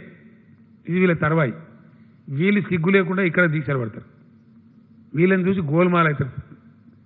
7000 సెంటర్లలో 7000 పైచిలుకు సెంటర్లలో ధాన్యం కొంటున్నారు. ఎన్ని చోట్ల వీళ్ళు చేసేది? కొంతమంది తాళుగాలు పోయి తాళు ఉన్నదని, కొంతమంది తలమాసిన వాళ్ళు పోయి ఇంకేదో ఉన్నదని మాట్లాడతారు. అంటే ఈ రాష్ట్రంలో ఒక చిల్లర రాజకీయం, చీప్ పాలిటిక్స్ అలవాటైంది. బతుకమ్మ చీరలు పంచితే తగలబెడతారు, పక్కకు పొల్లు పోసి దాన్ని తగలబెడతారు. అంటే ఏమన్నట్టు అది? ఎవడన్నా మెడ మీద తలకాయ ఉండే రైతు ధాన్యం తగలబెడతాడండి? 7000 సెంటర్లలో ఎంతమంది తగలబెడుతున్నారు? 5 లక్షల మంది రైతుల దగ్గర ఉన్నాం ఇప్పుడు ధాన్యం. 5,60,000 మంది రైతుల దగ్గర కొన్నాం ఇప్పటికీ. అందులో ఈ తగలబెట్టే విధవలు ఎంతమంది? వాళ్ళు ఎందుకు తగలబెట్టాలా? ఇంకోటి ఏంటంటే, ఇంత పెద్ద పాలసీ తీసుకొని 35,000 కోట్ల రూపాయల గ్యారంటీ ఇచ్చి ఈ క్లిష్ట సమయంలో ప్రభుత్వం 100% ధాన్యం కొనే పద్ధతి పెద్దదా పాలసీ? ఈ చిల్లరగాడు కూడా వచ్చి చెప్పే పద్ధతి పెద్దదా? రైతాంగం ఆలోచించాలి. ఇలా వాళ్ళకుండే చిల్లర రాజకీయానికి వస్తారు. మన భవిష్యత్తు నిలగొట్టుకుందామా? ఆలోచన చేసుకోవాలి. ఇట్లా ఇండియాలో ఎక్కడైనా కొంటున్నారా? ఉందా? ఏ స్టేట్లోనన్నా? కాబట్టి వీడోడో చిల్లర రాజకీయాల కోసం వస్తే రైతులు దానికి ట్రాప్ కావద్దు, అయితే దెబ్బతింటారు. మేము మా కమిట్మెంట్ ఉంది, ఎస్ చెప్పినామంటే 100% చేసి తీరుతాం, 100% చేస్తాం. కొన్ని పేపర్లు రాస్తున్నాయి, రైతు బంధు అందరికి ఇస్తారా? 100% ఇస్తాం. తగ్గిస్తారా? ఎక్కిస్తారా? ఎట్టి పరిస్థితులు ఎక్కియం. కేసీఆర్ బతికున్నంత వరకు, టీఆర్ఎస్ ప్రభుత్వం ఈ రాష్ట్రంలో ఉన్నంత వరకు రైతు బంధు కార్యక్రమం యథాతథంగా కొనసాగుతుంది. No change at all. పేపర్లు కూడా దయచేసి రాయకండి, మీ టైం వేస్ట్ చేసుకోకండి, మీ ఇంకో వేస్ట్ చేసుకోకండి. I'm making the government policy very clear. ₹1 కూడా తగ్గించాం. రైతు బంధు యథాతథంగా కొనసాగిస్తాం. వర్షాకాలం పంటకు కూడా 7,000 కోట్ల రూపాయలు బాజాప్తా ఇస్తాం. వాళ్ళకి పంటకు అందేటట్టు మంచిగా ఇస్తాం. అదేవిధంగా అసెంబ్లీలో బడ్జెట్ స్పీచ్ సందర్భంలో ఫైనాన్స్ మినిస్టర్ గారు ప్రకటించినారు, 25,000 వరకు రుణమున్న వాళ్ళందరికీ ఒకటే స్ట్రోక్లో మాఫీ చేస్తామని. అది 5.5 లక్షల మంది రైతులకు లాభం జరుగుతుంది. దానికి కావాల్సిన 1,200 కోట్ల రూపాయలు రేపే రిలీజ్ చేస్తా ఉన్నాం. ఫ్రమ్ టుమారో ఆన్వర్డ్స్ 2-3 రోజుల్లో వాళ్ళ బ్యాంకులో జమ అయిపోతే చెక్కులు, రైతులకు ఎటువంటి ఇబ్బంది లేదు. అది కూడా ఒక 5.5 లక్షల మంది రైతులకు వాళ్ళకు అద్భుతంగా అందుతుంది. అదేవిధంగా అదెంత? 1,198 crores. Tomorrow itself we're releasing. Finance minister గారు రేపు కూర్చుని రిలీజ్ చేస్తూ ఉన్నారు. ఆ ప్రకారంగా ఇట్ ఈజ్ అవర్ కమిట్మెంట్. తెలంగాణలో ఉండేది రైతు రాజ్యం, చిల్లరగాల రాజ్యం లేదు. రైతులను ధనవంతులను చేసేదాకా, రైతుల అప్పులు తీరేదాకా, రైతులు తమ పెట్టుబడి తమే జేబులో నుంచి ఖర్చు పెట్టుకునేదాకా ఈ ప్రభుత్వం విశ్రామం తీసుకోదు, ఈ ప్రభుత్వం ఊరుకోదు. కాబట్టి ఉచిత కరెంటు కూడా 24 గంటల ఉచిత కరెంట్ ఇచ్చే ఒకటే ఒక రాష్ట్రం ఇండియాలో తెలంగాణ. ఏ రాష్ట్రంలో కూడా ఇయ్యరు. రైతులకు ఉచిత కరెంట్ ఇచ్చేది 3 రాష్ట్రాలని. అందులో మద్రాసు అంటే తమిళనాడు, ఏపీ, తెలంగాణ. కర్ణాటక కూడా ఇస్తారు ఈ మధ్య అని చెప్పిన, నాకు కరెక్ట్ ఇన్ఫర్మేషన్ లేదు. 8 hours బట్ ఫ్రీయా? టోటల్ ఫ్రీ పవర్ మన దాకా లేదు, but I have to check up. అది ఎక్కడ కూడా 8 గంటలు 9 గంటలు 6 గంటలు ఇస్తారు తప్ప మిగతా టైంలో ఇయ్యరు. 24 hours high quality power without charging single నయా పైసా ఇచ్చే ఒకటే ఒక రాష్ట్రం తెలంగాణ. మా కమిట్మెంట్ ఉంది. ఎందుకంటే రైతులు ధనవంతులు కావాలి, గ్రామీణ ఆర్థిక వ్యవస్థ పరిపుష్టం కావాలి. మాకు ఆ కమిట్మెంట్ ఉంది. ఎవడో వెళ్ళే చెప్తే మేము చేయం, మేము మాట ఇచ్చినాం, చేస్తాం అంతే. ఎవరో చెప్తే చేసాడో, ఎవరు డిమాండ్ చేస్తాడో, అది పిచ్చి రాజకీయ నాయకులు చేసే పని. బట్ మేము యాజ్ ఎ కన్విక్షన్ చేస్తాం. It's our conviction, it's our commitment to our farmers. ఆ విధంగా చేస్తాం. రెండవది, పేదలకు ఉన్నటువంటి మా కమిట్మెంట్ ఏదైతుందో 600 అయినా సరే దాన్ని అమలు చేస్తాం. 100%. ఎట్టి పరిస్థితులలో వాళ్ళ పెన్షన్లు 2016 రూపాయలు అందించి తీరుతాం. దానిలో ఎవ్వరికి ఎటువంటి అనుమానాలు అవసరం లేదు. 100% పెన్షన్లు ఇస్తాం. పేదల సంక్షేమంలో రాజీ పడేది లేదు, రైతుల సంక్షేమంలో రాజీ పడేది లేదు. మాకు ఎవడో వెళ్ళే సలహా చెప్పాల్సిన అవసరం లేదు. ఆ రకంగా ముందు పోతాం. మద్దతు ధర మంచి ఎంఎస్పీ కొంటా ఉన్నాం. నెక్స్ట్ సీజన్కి రైతులందరూ కూడా ప్రిపేర్ కావాలా. మన దగ్గర చాలా పెద్ద ఎత్తున వరి పంట వచ్చే ఆస్కారం ఉంది. కాబట్టి మనం చాలా జాగ్రత్తలు తీసుకోవాలి. నేనే స్వయంగా చాలా తిరుగుదామని అనుకున్నాను. ఆ రకంగా నేను పోలేకపోయాను, బికాస్ కరోనా వల్ల పోలేకపోయినా. కానీ కార్యకలాపాలు స్టార్ట్ చేస్తాం వెరీ షార్ట్ పీరియడ్లో. ఎందుకంటే రాష్ట్రం అంతా కూడా రూరల్ ఏరియా మొత్తం గ్రీన్ జోన్లోకి మారిపోతుంది. కాబట్టి కొద్ది రోజులలో ఒక జంట నగరాలు మినహాయిస్తే అవుతుంది. కాబట్టి ఆ టైంలో వీలైతే కొన్ని ప్రాంతాలు నేను కూడా పోతాను. వ్యవసాయ శాఖ మంత్రి గారు, ఆయన రైతు బంధు రాష్ట్ర అధ్యక్షుడు రాజేశ్వర రెడ్డి గారు ముమ్మరంగా పర్యటనలు చేస్తారు. రైతు బంధు కమిటీలను కూడా యాక్టివేట్ చేస్తాం. విత్తనాలు అందుబాటులో ఉంచుతాం. సన్న రకాలు ఎక్కువగా పండించాలి. ధాన్యం ఎక్కువ పండించి పరిశాన్ కావద్దు. ఎందుకంటే ఈరోజు ప్రభుత్వం కొంటా ఉంది, కరోనా ఉందని 100% కొంటా ఉన్నాం. ప్రతిసారి కొనడం సాధ్యం కాదు. కాబట్టి మార్కెట్లో డిమాండ్ ఉండే పంటలు పండించాలి. సన్న రకాలకు కూడా దాదాపు 30-35 లక్షల ఎకరాలలో నాటేసుకోవడానికి చాలా అద్భుతంగా ఆ విత్తనాలు కూడా సమకూరుస్తూ ఉన్నాం. ఇప్పటికీ సమకూర్చడం జరిగింది. కాబట్టి మీకు ఎరువులు రెడీగా ఉన్నాయి, విత్తనాలు రెడీగా ఉన్నాయి, పెట్టుబడి ప్రభుత్వం ఇస్తుంది. ఇప్పుడు కూడా ఆల్రెడీ ఒక 2,500 కోట్లు రైతులకు జమ అయినాయి. మిగతా డబ్బులను కూడా ఇమీడియట్గా ఇచ్చేస్తూ ఉన్నారు. దాన్ని కూడా మాట్లాడుతూ ఉన్నారు ఈ పనికి మాలినటువంటి రాజకీయ నాయకులు. పైసలు తొందరగా పోతలేవు, జ్ఞాపకం ఉండాలా. నేనే చెప్పిన కదా లాస్ట్ మీటింగ్లో, లాస్ట్ ప్రెస్ కాన్ఫరెన్స్లో నేనే చెప్పిన, రైతులు కూడా మీరు అనవసరం పరిశాన్ కావద్దు. ప్రభుత్వం కొనాలి, కొన్న తర్వాత చిన్న ప్రాసెస్ ఉంటుంది. ఏమైందంటే మిల్లుకు పోతుంది, మిల్లుకు పోయి అక్కడ అకౌంట్ ఫర్ అవుతుంది. అది రాగానే సివిల్ సప్లైస్ కార్పొరేషన్ ఇన్ఫర్మేషన్ వస్తుంది, బంచులుగా రాగానే ఇమీడియట్గా డబ్బులు వేసేస్తుంది. ఆ కన్ఫర్మిటీ మిల్లువాంతం రావాలి. కాబట్టి మళ్ళీ మధ్యలో హేరాపేరు జరగదు. కాబట్టి రైతుకు ఆ డబ్బులు వేసేస్తారు, ఆటోమేటిక్గా పోతూ ఉంటాయి. అవి పోతున్నాయి. మే నెలంతా కూడా వస్తూనే ఉంటాయి అని చెప్పిన నేను. రైతులకు లేదు ఎగిరితం కానీ కాంగ్రెస్ పార్టీలోకి ఉన్నది. ఎంత సిగ్గుమాలితనంగా మాట్లాడు. రైతులకు డబ్బులు పోతలేవు, ఎక్కడ పోతలేవు చూపిస్తారా, మాట్లాడదామా? నేనే వస్తాయి, ఏ ఊరికి వస్తారో చెప్దాం. 4 రోజులకు 5 రోజులకు వస్తాయని రైతులు చెప్తున్నారు. లేనిపోని ఇంకోటి బాధ కలిగేది ఏంటంటే ఏ అంశం ఎత్తుకోవాలన్నా కూడా తెలియలేదు వీళ్ళకు.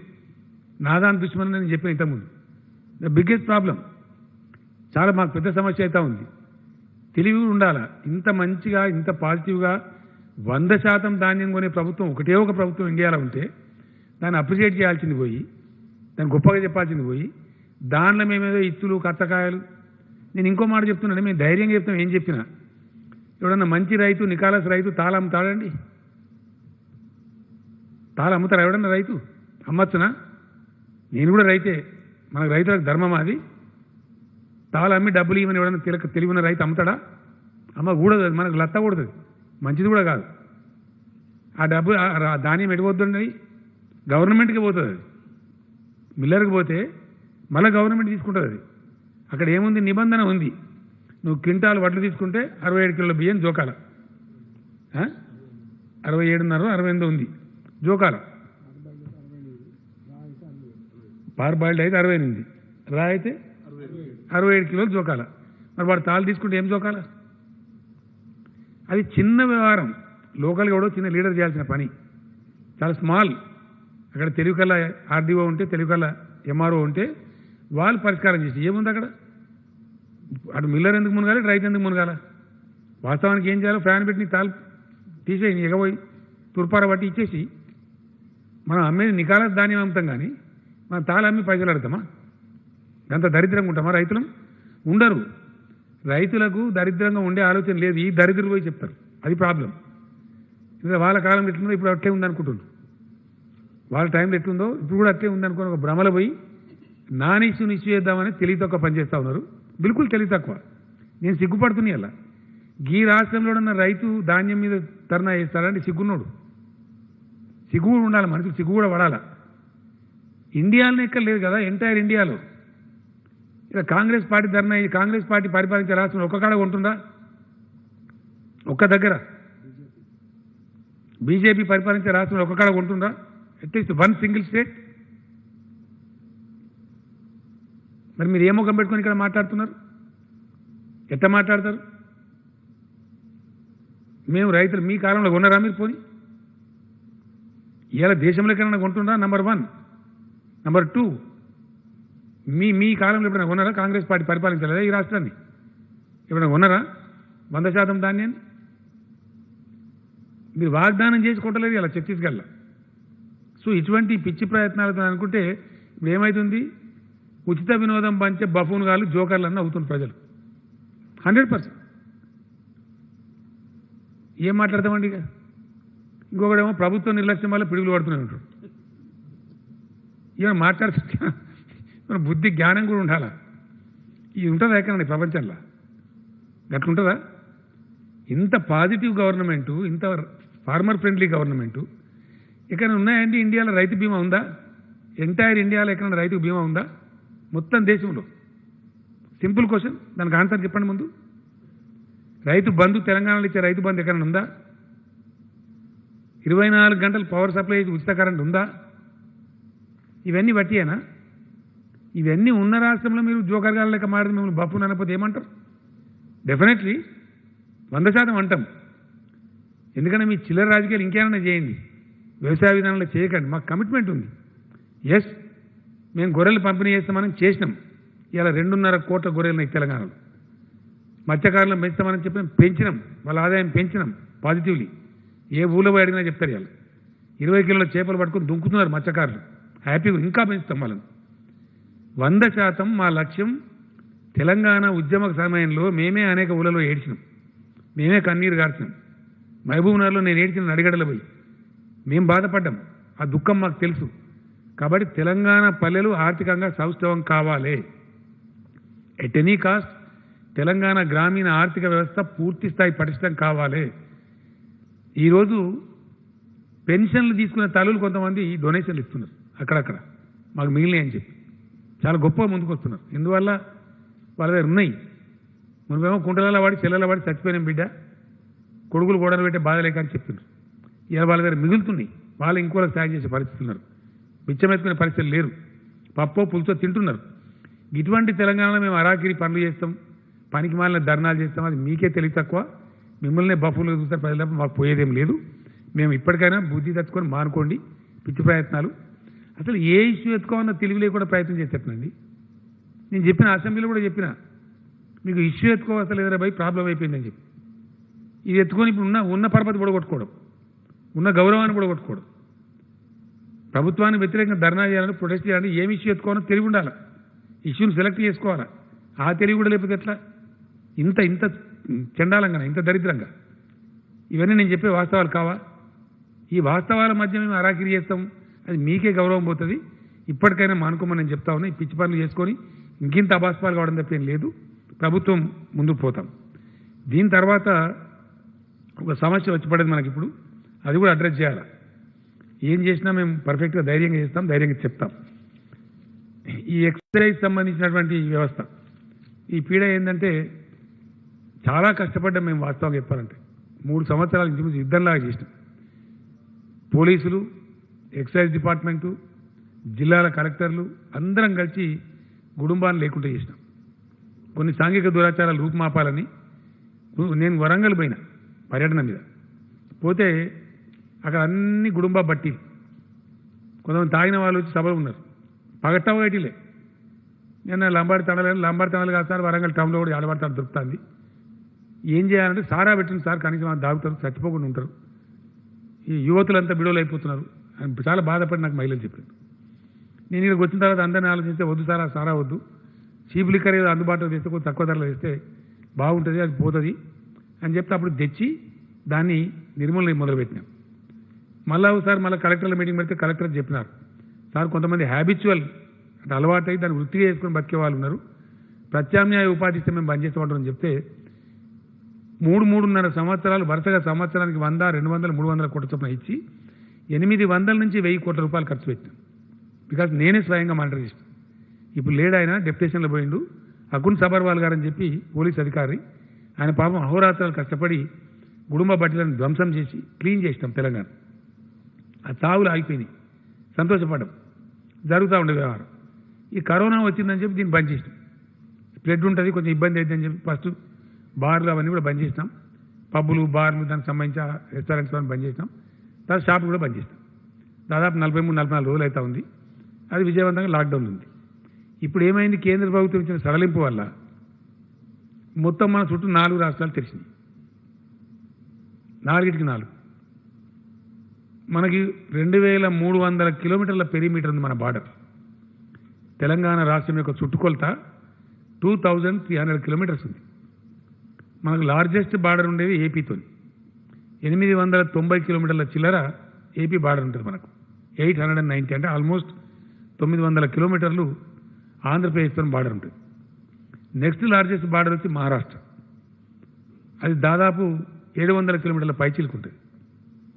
నెక్స్ట్ లార్జెస్ట్ బార్డర్ వచ్చి 496-97 అంటే ఆల్మోస్ట్ 500 కిలోమీటర్ల బార్డర్ మనకు కర్ణాటకతో ఉంటుంది. అట్లానే 235-236 కిలోమీటర్లు ఛత్తీస్గఢ్ బార్డర్ ఉంటుంది. ఈ 4 రాష్ట్రాల్లో కూడా మద్యం షాపులు తెచ్చేసారు నిన్న పొద్దు నుంచి. తెరిస్తే ఫోటోలలో ఇలా రాసి మన పత్రికలు కూడా కొన్ని ప్రచురించింది. ఈ బార్డర్ మీద గ్రామాలను తెలంగాణతో ఆంధ్ర లైన్ కడ పోయి వాళ్ళు లైన్ కట్టి వాళ్ళ మంది మన మంది కలిసి అక్కడ పబ్లిక్ మీటింగ్ పెట్టినట్టు అయిపోయింది ఆ షాపుల కాడ. ఇది గుడుంబ స్టార్ట్ అయింది, ఇది కొంపలు పుచ్చినట్టుంది, ఆగుతుందంటే ఆగుతలేదు. ఈ 4 రాష్ట్రాలు వీళ్ళు తెచ్చే వరకు పక్క నుంచి పోయింది. ఇక మద్యం స్మగ్లింగ్ మొదలవుతుంది. నెక్స్ట్ స్టెప్ ఏంటంటే స్మగ్లింగ్ వస్తుంది. ఈ మద్యం ఒకటి సెకండ్స్ అని ఉంటాయి, ఇది బిల్లు లేకుండా అమ్మేటి, అవి తయారవుతాయి. ఇప్పుడు ఇక అవి వచ్చేస్తాయి. తర్వాత ఇక్కడ వీళ్ళు మా మీద గొడవ చేస్తారు. ఇది వాళ్ళ పేరేంది, అది బ్రేవరీసా, తయారీ చేస్తారు, డిస్టిలరీ కంపెనీస్ ఉంటాయి కదా, వాళ్ళు గొడవ పెడతారు. వాళ్ళు ఏమంటారంటే మేము మరి పైసలు కట్ట వాడితే లైసెన్స్ ఉంటుంది సార్, మాకు పైసలు వాపసు ఇస్తారా, మరి మీరు అన్ని అందరు ద్వేషమని తెలిసి మీరు తెరవాలని వాళ్ళు గొడవ పెడతారు. అన్నిటి దృష్టి ఆలోచించినప్పుడు 100% తెరుచుడు తప్ప గత్యంతరం లేదు. ఇప్పుడు 100% తెరవాల్సింది. క్యాబినెట్ ఇలా నిర్ణయం తీసుకుని తెరవాలని చెప్పి రేపటి నుంచి ఆ షాపులు కూడా ఓపెన్ చేస్తారు. రోజే వచ్చే ప్రమాదం ఉంటుంది. ఒక రోజు ఆలోచన చేస్తే ఈ విషయం మెచ్చుకున్నట్టే. ఈ స్మగ్లింగ్ స్టార్ట్ అయింది. ప్రాబ్లం ఏంటంటే ఈ సెకండ్స్ స్టార్ట్ అయినాయి అనుకో, ఒకసారి చైన్ క్రియేట్ అయితే మళ్ళీ దాన్ని బల్కొట్టాలంటే చాలా టైం పడుతుంది. రేపటి నుంచే అంతటా కూడా మద్యం షాపులు తెస్తారు. ఈ రెడ్ జోన్ జిల్లాలో కూడా తెస్తారు. కాకపోతే ఏంది, ఇక్కడ ఒక 15 షాపులు మాత్రం తెరవరు. కంటైన్మెంట్ జోన్స్లో 15 షాప్స్ ఉన్నాయి. మన దగ్గర 2000 ఉన్నాయి సార్, కాదు తక్కువనే, 2300 చిల్లరనే ఉన్నాయి. 2200 చిల్లర చెప్పిండు. 2200 ఆడ షాప్స్ ఉన్నాయి. అందులో ఒక 15 షాప్స్ మాత్రం తెరవరు, మిగిలిన షాపులను తెస్తారు. కానీ బార్లు, పబ్బులు, క్లబ్బులు నో, ఇటన్నీ కాస్త వాటిని అనుమతించరు. ఈ మద్యం ధరలు కూడా కొద్దిగా పెంచుతూ ఉన్నాం. 16% పెంచుతాం యావరేజ్గా. అది ఏం లెక్కన చేసిన ఇంతకుముందు కదా, తక్కువ అది ఒక స్లాబ్ తక్కువ రేట్ ఉండేటి ఉంటే చీప్ లిక్కర్ అంటారు దాన్ని. దాని మీద 11% పెంచుతారు. మిగిలిన వాటి మీద కొద్దిగా ఎక్కువ పెంచి ధనవంతుల ధర ఎక్కువ తీసుకుంటారు. దాని ఉన్నది ఇక దాచిపెట్టి ముసుగుల కుదిరాటది. పేదలు తాగే దాని మీద 11% ఉంటుంది. 11% తక్కువ ధరలు దొరుకుతుంది. మిగిలిన దాని మీద కొంచెం ఎక్కువ ధర ఉండి మొత్తం మీద యావరేజ్ మటుకు 16% ఉంటుంది. 16% పెంచుతారు. ఇది మళ్ళీ తక్కువ కూడా కాదు, ఇక మళ్ళీ వాపస్ తీసుకోరు. కొంత చర్చ జరిగింది, అవతల 70 పెంచింది 80 పెంచింది, నిజమే అట్లా పెంచద్దు. ఇది మొత్తం కొంపరామ్మే పరిస్థితి వస్తుంది.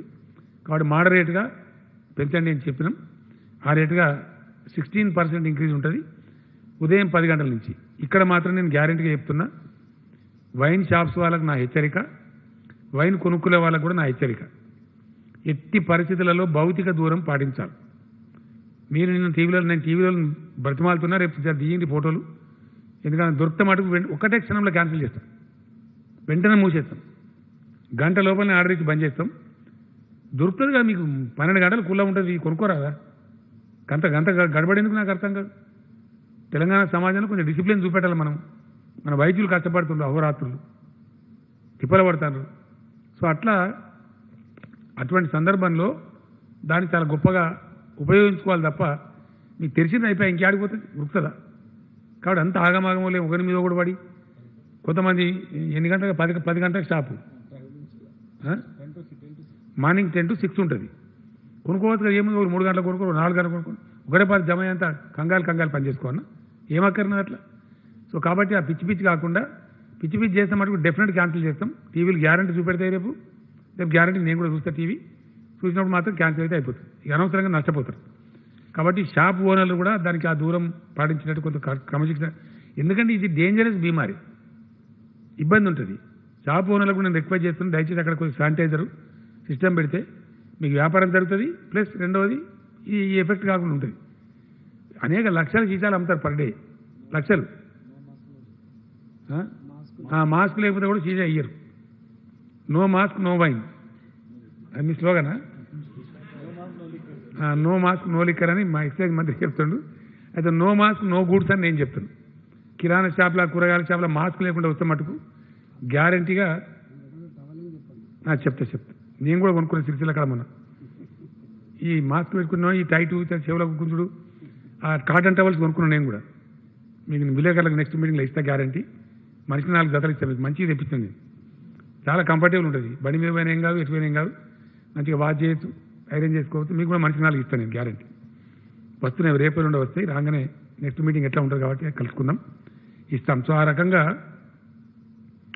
ఈ మాస్కులు తప్పనిసరి ధరించండి. మాస్కులు అంటే ఏదో ఇట్లాంటి మాస్కే కానక్కర్లేదు, మామూలుగా మన ఇంట్లో కాటన్తో తయారు చేసుకోవచ్చు.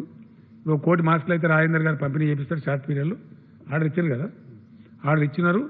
ఆ వృద్ధ పేషెంట్లకు వాళ్ళకి ఆల్రెడీ వస్తాయి. మిగిలిన వాళ్ళకి మటుకు దయచేసి మీరు తయారు చేసుకోండి. టవల్ కట్టుకోవచ్చు, అంటే ఏముంది దానికి పెద్ద, మనం పంచెలు ఉంటాయి కదా, మామూలు కాటన్ పంచెలు కూడా కట్టుకోవచ్చు. అట్లా పెద్ద ఇబ్బంది లేని ఇది ఉంటుంది. ఇప్పుడు ప్రైమ్ మినిస్టర్ గారు కట్టుకుంటుంది మంచిగా, దానికి విలేకరుల సమావేశం కనబడుతుంది. ఆయన కట్టడానికి కట్టుకుంటే అయిపోయాడు, ఏమున్నది.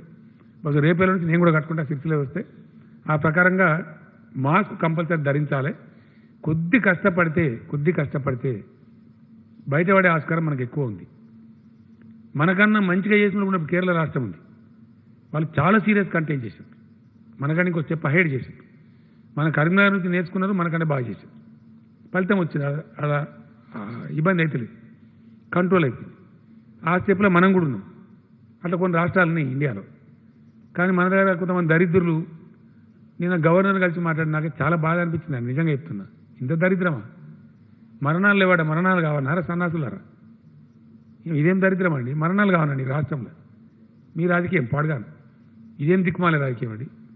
మరణాలు లేవట, మరణాలు కావాలని కోరుతారండి కూడా తలకాయ. ఇది ధర్మమేనా? ఇంకోటి ఏంటంటే దీనిలో ఈ వైరస్ చాలా మినిమం కామన్ సెన్స్ ఉంటే అర్థమవుతుంది, ఇంత పరిశోధన అవసరం లేదు. It's a very serious dreadful virus.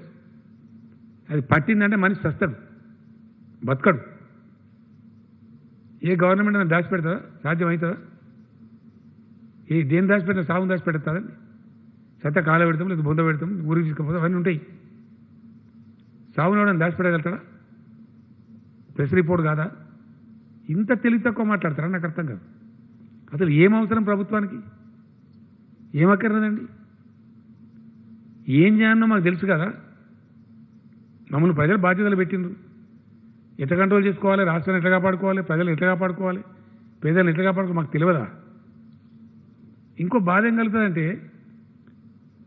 అహోరాత్రులు కష్టపడేటువంటి Telangana వైద్య ఆరోగ్య సిబ్బందిని అవమానపరుస్తున్నారు మీరు.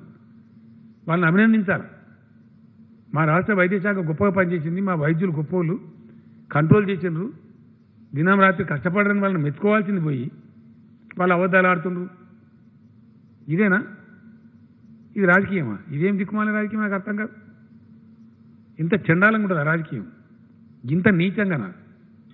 చిచి, ఈ ఊహించలే. మేము నిజంగా చెప్తున్నా, వాని ముఖం టెస్ట్ ఏం చేయాలో మాకు తెలియదానండి. నేను ఏమంటున్నా అంటే, ఎక్కువ టెస్టులు చేసి ఎక్కువ కేసులు వస్తాయా?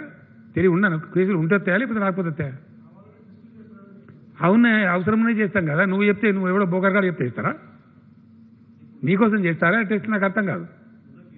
ఇది రాజకీయ డిమాండ్ అవుతారా? బుద్ధి తక్కువ వారం కాకపోతే. కేసుల సంగతి హెల్త్ డిపార్ట్మెంట్ ఉంటుంది కదా, ఇవ్వగదా? ఈ విధవరకు కూడా ఇస్తారు అపాయింట్మెంట్, పనికి మళ్ళీ అపాయింట్మెంట్. ఏం పార్టీలు అండి అవి? నాకు అర్థం. ఆల్ పార్టీ అని చెప్పారు, చీఫ్ సెక్రటరీని కలుస్తాం మనం. ఏం ఆల్ పార్టీ? దాన్ని చూసాను నేను తెల్లారి ఫోటో. ఓడి ఇంటి పార్టీ ఓడి పక్కింటి పార్టీ ఓడి ఎదురింటి ఈ పార్టీలా ఓడు ఎత్తడు ఓడి తవ్వడు ఇంకోటి మోయడు ఒకరి డిపాజిట్ రాదు అవి పార్టీలు వాటి పరిగణలు తీసుకోవాలి మనకి మాలిన దందా పార్టీలు ఏనానండి పార్టీలు ఉన్నాయా ప్రజలే తీసుకుంటలేదు సీరియస్గా మేమే తీసుకోవాలి నాకు అర్థం కాదు ఈయన వచ్చి గప్పాలు కొట్టుకుంటూ కూర్చుంటారు ఇంత సిగ్గుమాలని ముచ్చట్నండి ఏదైనా మీనింగ్ఫుల్గా మాట్లాడితే మీనింగ్ఫుల్ అపోజిషన్ ఉంటేమో టైం ఇస్తారు ఇంత ఇంత ఇంత దర్టీగా ఇంత దరిద్రంగా మాట్లాడడానికి ఎవరు టైం ఇస్తారండి it's waste of time talking to these fellows definitely నేను ఓపెన్గా చెప్తాను కదా నేను చెప్పే లైవ్ పోతుంది కదా ప్రజలు చూస్తారు కదా నా తప్పుడు నాకు శిక్ష విధించారా ప్రజలు 100% ఇట్లా ప్రవర్తిస్తారండి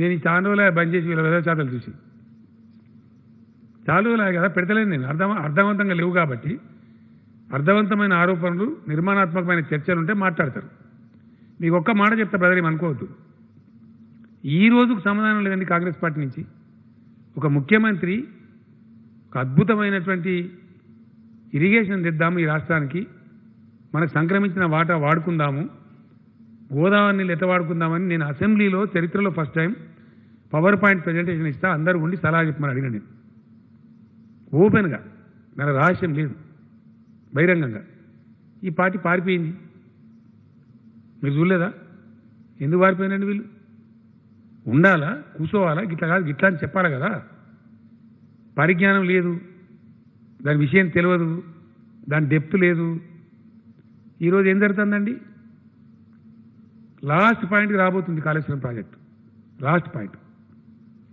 మన చరిత్రలో చూసినామా మన రాష్ట్రంలో ఎస్ఆర్ఎస్పి ప్రాజెక్టు పుట్టిన కాడి నుంచి 6 మాసాలు తడి ఆరకుండా పారింది కాకతీయ కాలువ ఫస్ట్ టైం చరిత్రలో బట్ ఫర్ కాళేశ్వరం కాదా మనం చూడలేదా ఇలా ఎక్కడ చూసినా ఈ గ్రామాలలో బంగారం పంటల ధాన్యం రాసులు లేవా కొంటలేమా ఇప్పటికే 30 లక్షలు కొన్నాం ఆల్రెడీ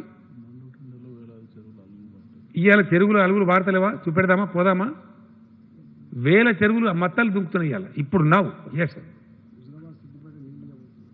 హుజూరాబాద్కు రోహిణి కార్తీలో నాటేయించడానికి నేను రాజేంద్ర గారు పోతాం రేపు ఎల్లుండి పోతాం అక్కడ ఎక్స్పెరిమెంటల్ బేసిస్లో సిద్దిపేట కూడా రోహిణి కార్తీలను స్టార్ట్ కావాలి రాలవాన బాధలు తప్పాలి షెడ్యూల్ ముందుకు లాగాలని పోతున్నాం ఇవన్నీ ప్రాక్టికల్ కావా సత్యం కాదా ఇది ఏ పార్టీ పోలేదండి ఈ పార్టీలు పోలే మల్లన్న సార్ కాడ ధర్నాకు కొండపోచమ్మ సార్ కాడ ధర్నాకు పోలే వీళ్ళు రైతులను మిస్గైడ్ చేయలే డిస్టార్షన్ చేయలే గోలివాడ కాడ పోయి ధర్నాలు చేయలే గోదావరి ఒడ్డుకు కూర్చోలే వీళ్ళంతా పెద్దపల్లి కలెక్టరేట్లో కుర్చీలు ఎదుర్కొట్టి గుండాగిరి చేయలే చేసిందా లేదా మా దగ్గర లేవా ఇవన్నీ వీడియోలు ఉన్నాయి రేపు తీస్తాం దానంతా డాక్యుమెంటేషన్ చేస్తాం రేపు నీళ్ళ సందర్భం వచ్చినప్పుడు గోదావరి జలాలు వచ్చినప్పుడు వాటిని డాక్యుమెంట్ చేసి ప్రజల ముందు పెడతాం వీళ్ళు పార్టీలా వీళ్ళ ఆల్ పార్టీ వీళ్ళకి సంస్కారం ఉంది వీళ్ళతో మేము మాట్లాడాలి గప్పాలు కొట్టుకుంటాం నిర్మాణాత్మకంగా వ్యవహారం చేస్తే పద్ధతిగా మాట్లాడితే సలహా ఇస్తే ఓకే కానీ పనికిమాలినే చేసి అడ్డం పొడుగు మాట్లాడి ఇష్టం వచ్చిన ఆరోపణలు చేస్తాం ఇష్టం వచ్చిన చేస్తారండి నీచంగా మాట్లాడతాం ఇంత నేను చెప్పేది అబద్ధమా ఎంత గలీజ్ మాట్లాడతారండి నాకు అర్థం కాదు మేము బాధాప్తా ఎన్నికలు పోయిన 7 నెలల మా కాలాన్ని రద్దు చేసుకుని శాసనసభ రద్దు చేసి 3/4 మెజార్టీతో గెలిచినాం ఈవీఎంలు గోల్మాల్ చేసిన మాట్లాడతారు మరి తర్వాత అన్ని వరుస బట్టి బ్యాలెటే మున్సిపల్ ఎన్నికలు జడ్పీ ఎన్నికలు ప్రతి ఒక్కటి బ్యాలెటే కోఆపరేటివ్ ఎన్నికలు అక్కడ ఎందుకు ఓడిపోతుంది 32 జిల్లా పరిషత్ ఒక్కటి రావద్దా మీ ముఖానికి ఒక్కటి మిమ్మల్ని ప్రజలు తిరస్కరిస్తాను కానీ ఏం సంస్కరించుకోవానో ఏం బుద్ధి తెచ్చుకోవానో ఆలోచించుకోకుండా అదే మేము ఇక అడ్డం పొడుగు మాట్లాడతామంటే గిదే గతి మీకు అవుతుంది డెఫినెట్గా తెలంగాణ లాంటి రాష్ట్రంలో రైతుల సమస్య ఉంటుందని నాకు అర్థం కాదు కానీ అద్భుతంగా పెట్టుబడి ఇస్తాంటిమి అద్భుతంగా రుణమాఫీ ఇస్తాంటిమి అద్భుతంగా కరెంట్ ఇస్తాంటిమి అద్భుతంగా వాళ్ళు కొన్న పంటలు కొంటాంటిమి ఉన్నదా ఇండియాలో ఇటువంటి స్టేట్ ఎక్కడన్నా చూపెడతారా నేను పెడితే విమానం ఖర్చు స్పెషల్ ఫ్లైట్ పెడతాం తొలకపోతారా దీనికి సమాధానం రాదు ఏమో మాట్లాడాలి సొల్లు పురాణం ఇష్టం వచ్చినట్టు ఇట్లుంటుందా పట్టించుకుంటామా మేము థ్యాంక్ యూ ఒక్కలే బాబు 2-3 క్వశ్చన్ ఒక్కలు పోయి అన్నీ నడుస్తాయి బ్రదర్. 50% ఫ్రమ్ హోమ్, మిగతా అంతా చాలా అయిపోతుంది. ఆయనకు వచ్చాను అయిపోద్దా? ఆయన అర్థం కాలేదు బ్రదర్. ఆయన మాట్లాడినవా?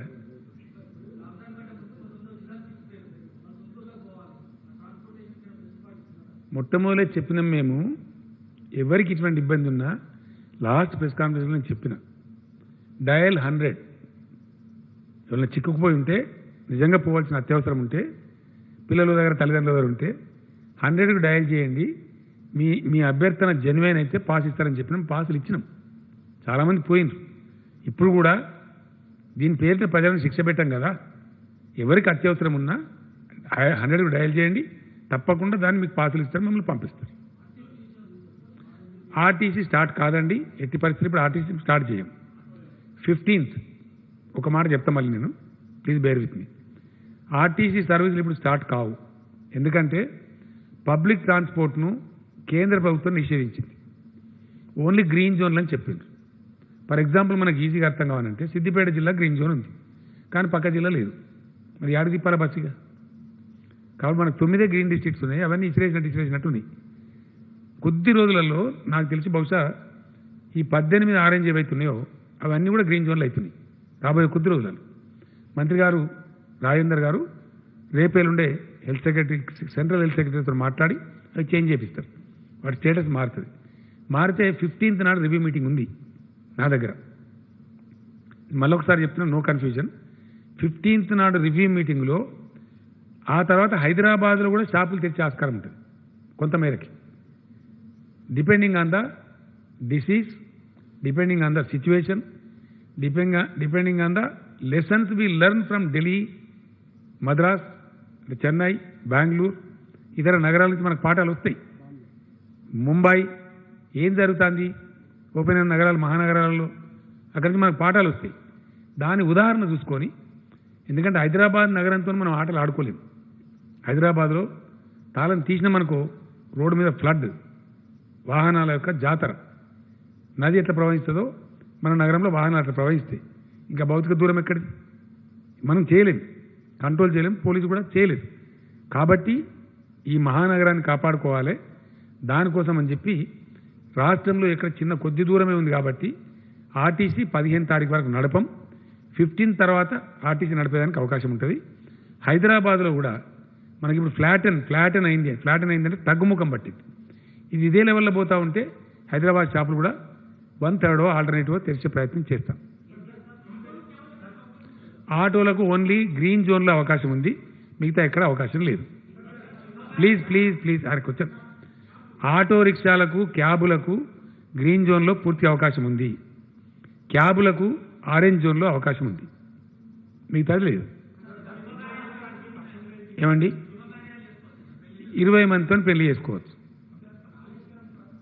చచ్చిపోతే 10 మంది, పెళ్లి చేసుకుంటే 20 మంది. ఎక్కడ సార్? ఈఏలో 20 ఇచ్చారు, వాళ్ళు చెప్పింది నేను చెప్తాను. కేంద్రం గైడ్ లైన్సే యథాతథంగా అమలు చేస్తాం.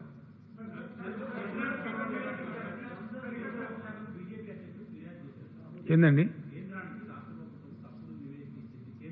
వాళ్ళ గురించి నేను మాట్లాడనండి. No comments please.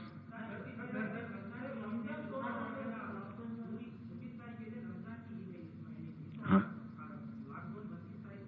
26 नहीं है भाई, 24 नहीं देते, इस समय नहीं दे रहे. खरीदी तो बिल्कुल, गले तो मिलना नहीं चाहिए ना. शेक हैंड भी नहीं देना चाहिए, गले भी नहीं मिलना चाहिए, ईदगाह पे नहीं जाना चाहिए, तराबियां भी घर में पढ़ना चाहिए. मैं माफ़ी चाहता हूं हमारे मुसलमान भाइयों से या किसी भाई से भी. No religious congregations are allowed, no political meetings are allowed, no rallies will be allowed. All that is banned by Government of India and that will continue in Telangana.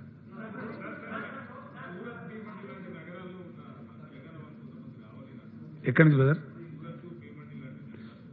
100% వాళ్ళు తొందరపడితే రారు.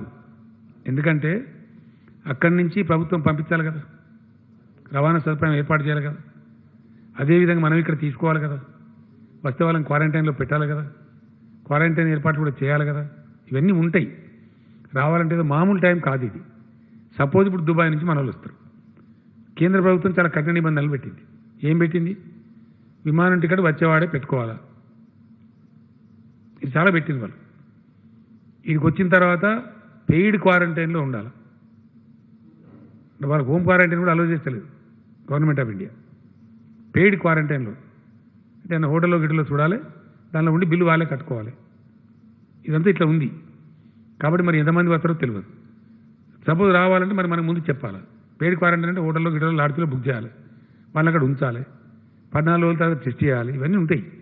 కాబట్టి రావచ్చు, అత్యవసరం ఉన్న వాళ్ళు రావచ్చు.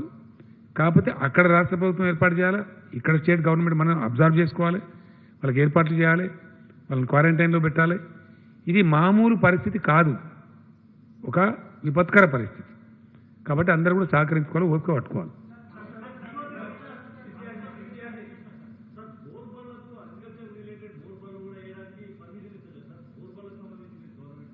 నాకు తెలిసి బోర్లు వేసే అవసరమే ఉండకపోవచ్చు. ఎక్కడ ఉంటే స్పెషల్ ఉంటే చెప్పండి, చేపిద్దాం.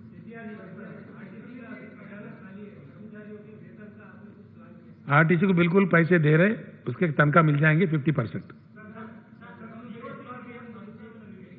ఏందండి?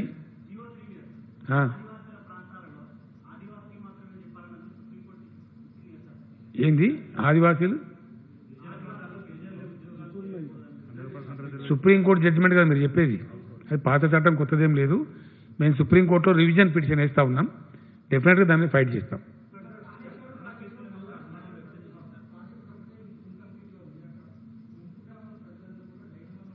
ఏం డైలం ఉందా? ఏం డైలం లేదు. నీకు తెలియదు లేదు, మనలేదు. నీకు తెలియదా బాబు? 98% ఖాళీ చేస్తాను, నీకు తెలియదు పోతుంది. నీ సపరేట్గా ఊకోను.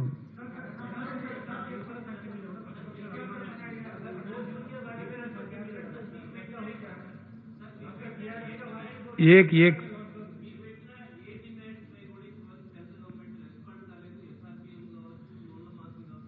కేంద్ర ప్రభుత్వం, మేము దేనికి సిగ్గుపడమట్ల భయపడము, స్పష్టంగా మాట్లాడతాం, కుండా బద్దలు కొడతాం. మేము నో రిజర్వేషన్స్. ఇప్పుడు ఈరోజు కూడా చాలా పత్రికలు, మన తెలుగు పత్రికలు కూడా ఎడిటోరియల్స్ కూడా రాసినాయి. కేంద్రం తప్పకుండా తప్పుడు విధానాలు అవలంబిస్తున్నది. ఎస్, దేశం యొక్క ఆర్థిక పరిస్థితి కరోనా కంటే ముందు చాలా ఘోరంగా ఉంది. బేసిజానికి పోయి వాళ్ళు ఒప్పుకున్నా ఒప్పుకోకపోయినా ఎకనామిక్ స్లోడౌన్ ఉంది. దాని మీద పులి మీద పుట్టలాగా ఈ కరోనా దెబ్బపడ్డది. ఆర్థిక పరిస్థితి చిన్న భిన్నమైపోయింది. ఫిగర్స్ మీరు కూడా తప్పులు రాసినప్పుడు యాక్చువల్ పిక్చర్ నేను మీకు చెప్తాను. మన తెలంగాణ రాష్ట్రానికి పర్ మంత్ అన్ని రకాలు కలిసి పర్ మంత్ రావాల్సినటువంటి ఆదాయం 15,000 కోట్లు. అందులో మన రాష్ట్ర స్వయం వచ్చే ఆదాయం, కేంద్రం కాకుండా మనకు వచ్చే ఆదాయం 11,000 కోట్లు. 10,800 చిల్లర ఉంటుంది. రౌండ్ ఫిగర్ చెప్తున్నా నేను, 11,000 crores. ఈరోజు మనకు వచ్చింది 1,600 కోట్లు. 11,000 కాడ 1,600 వచ్చింది. జీతాలు అంటే నాకు 3,000 కోట్లు కావాలి నా రాష్ట్రానికి. ప్రభుత్వ ఉద్యోగస్తులకు, పెన్షనర్లకు, వాళ్ళకు ఉన్నపాడికి, వాళ్ళు ఎక్కువేం అడగరు పాపం, ఉన్నకాడికి జీతం ఇవ్వాలంటే 3,000 కోట్లు కావాలి. ఇప్పుడు నేను ఏం చేయాలా? ఇది పరిస్థితి. ఈ పరిస్థితిని నేను చాలా స్పష్టంగా వీడియో కాన్ఫరెన్స్లో ప్రైమ్ మినిస్టర్ గారికి చెప్పిన. ఎందుకంటే ప్రైమ్ మినిస్టర్ గారి దగ్గర కూడా డబ్బులు ఉన్నాయి. రాష్ట్రానికి ట్యాక్స్ వస్తుందంటే కేంద్రానికి కూడా రాదు. కాకపోతే ఈ దేశంలో ఆర్థిక నియంత్రణ, బ్రాడ్ ఫిస్కల్ పాలసీ కేంద్ర ప్రభుత్వం దగ్గర ఉన్నది. అధికారం వాళ్ళ దగ్గర ఉంది. మీ దగ్గర అధికారం ఉంది, మీరు అధికారం ట్రాన్స్ఫర్ అన్నా మాకు చేయండి, లేదంటే డబ్బులు ఇవ్వండి అని అడిగింది. డబ్బులు లేవు, మీరు ఇవ్వలేరు, మీ దగ్గర డబ్బు లేదు. కాబట్టి ప్రపంచవ్యాప్తంగా అవలంబించబడే విధానాలు ఏవైతున్నాయో ఆ విధానం ప్రకారంగా డబ్బులు ఇవ్వడానికి నేను ఒక మార్గం సూచించిన. వాళ్ళు దాని మీద శ్రద్ధ వహిస్తలేరు, వాళ్ళు చేస్తలేరు. బేసిస్ ఉంటుందని చెప్పి నేను చెప్పిన హెలికాప్టర్ మనీ కాకపోతే ఏరోప్లేన్ మనీ అని చెప్పి అడిగింది. అంతే కదా, ఇస్తలేరు. ఇవ్వకపోగా చాలా కొంచెం ఇరకాట మనస్తత్వంతో ప్రవర్తిస్తూ ఉన్నారు. అది కరెక్ట్ కాదు. పేదలు నిరుపేదలు పాపం పని లేదు, వలస కూలీలు కావాలని టికెట్ ఛార్జ్ పెట్టిండ్రు, రైలు టికెట్ ఛార్జ్. అది అన్యాయం. తెలంగాణలో మేము కడుతున్నాం, నేనే కట్టిన, ఇయ్యాలనే కట్టిన 4 కోట్ల రూపాయలు. ఈ ట్రైన్ పంపడానికి అడ్వాన్స్ కట్టడానికి కట్టేసి 4 కోట్లు కట్టిన, రిలీజ్ చేసి పొద్దునే కట్టిన వీళ్ళ. ఇంత అన్యాయం ఉంటుందండి? రైల్వే ఛార్జీలు ఇచ్చేంత డబ్బు కేంద్రం దగ్గర లేదా? ఇంత అధ్వానమా? ఏం ఖర్చు అవుతుంది నాకు అర్థం కాదు. ఎంత అధ్వానం అంటే సిగ్గుపోతుంది. నేను ఆయనకు మాట్లాడిన, ఆయన పేరు మన సౌత్ సెంట్రల్ పీయూష్ గోయల్, సరే పొద్దున మాట్లాడాను. గజానన్ మాల్యాను ఆయన సౌత్ సెంట్రల్ రైల్వే జనరల్. ఎంత టికెట్ ఏం సంగతి అంటే రిజర్వేషన్ 30 రూపాయలు అట, 20 రూపాయలు రిజర్వేషన్. స్పెషల్ ట్రైన్ వేసినందుకు 30 రూపాయలు. నేను ఏం దిక్కుమాలని ఛార్జ్ అయ్యాను. నువ్వు కన్సిడర్ ఏం మెడిసిన్ నాకు అర్థం కాదు. ఇదే తందు దొరికిన అదే వసూలు చేస్తాను, నాకు అర్థం కాదు. Reservation charge 20 rupees, special train అనేది 30 రూపాయలు. ఇది ఏం పద్ధతి? మొత్తం రైలు బందే ఉండే ఇప్పుడు దేశమంతా. చెప్పినా కూడా నేను హోమ్ మినిస్టర్ గారికి చెప్పిన స్వయంగా, ఏం పైన ఒక 1000 రైలు నడుపుకుంటే ఎందుకు చెడ్డ తీసుకున్నాను కూడా చెప్పిన. మరి వాళ్ళ ఆలోచన ఏందో ప్రజలకు మరి వాళ్ళు ఏం సమాధానం చెప్పుకుంటారు కానీ చూడాలి. మరి ఇంత ఇది మంచి పద్ధతి కాదు. ఎందుకంటే బెల్లం కొట్టిన రౌతులు ఉంటుండ్రు. అన్ని రాష్ట్రాలు అడిగిన ఒక తెలంగాణ కాదు కదా, ఇది మొత్తం దేశం సమస్య. రేపు కంపల్సరీ ఏం మాట ఉలుకు లేదు, పలుకు లేదు, అరి లేదు, శివ లేదు. ఈ పద్ధతి అయితే కాదు. మేము కేంద్ర ప్రభుత్వం నుంచి ఆశించేది ఇది కాదు. ఏదో తమాషా మాటలు మాట్లాడతాం, ఏదో అంటే అట్లా నడవదు కథ. చాలా పెద్ద మూల్యం వేయాల్సి వస్తుంది. దేశం చాలా ఘోరమైన దెబ్బతింటుంది. ఇప్పటికే కొన్ని నెలల పాటు ఇంకా ఒక తప్పదు. 100% ప్రపంచవ్యాప్తంగా ఆర్థిక నిపుణులు చెప్తున్నారు. ఇప్పుడు మనమే అనుకుందాం, 15,000 అయితే కదా 1600 వచ్చింది, ఈ ఘాట ఊకుంటుంది. ఇది 4 నెలలు కొడుతుంది, 5 నెలలు కొడుతుంది. మనకు ఎట్లా మేకప్ చేసుకోవాలి? సో అట్లా ముందే దెబ్బ పడ్డదంటే కదలకుండా ఉల్కకుండా మెలకకుండా ఉంటే నడుస్తుందా దేశం? దేశ బాధ్యతలు ఉన్న వాళ్ళు దేశ బాధ్యత ప్రకారం ప్రవర్తించాలా, చెప్పాలి. ఇంకోటి ఏంటంటే బాధాకరమైన విషయం ఏంటంటే, దయచేసి మీరు రాయాలి, చాలా బాధాకర విషయం ఇది. మా రాహుల్ రాయాలి నేషనల్ న్యూస్లో ఇది. Please, I request you. See, the point here is what I demanded the Honorable Prime Minister in the video conference. Please increase the FRBM. That loan will be borne by the states only. Center has to bear nothing. And another thing, మాకు అప్పులు ఉన్నవి, అన్ని రాష్ట్రాలకు ఉంటాయి, కేంద్రానికి ఉంటాయి. అప్పులను మనం చూస్తాం కదా.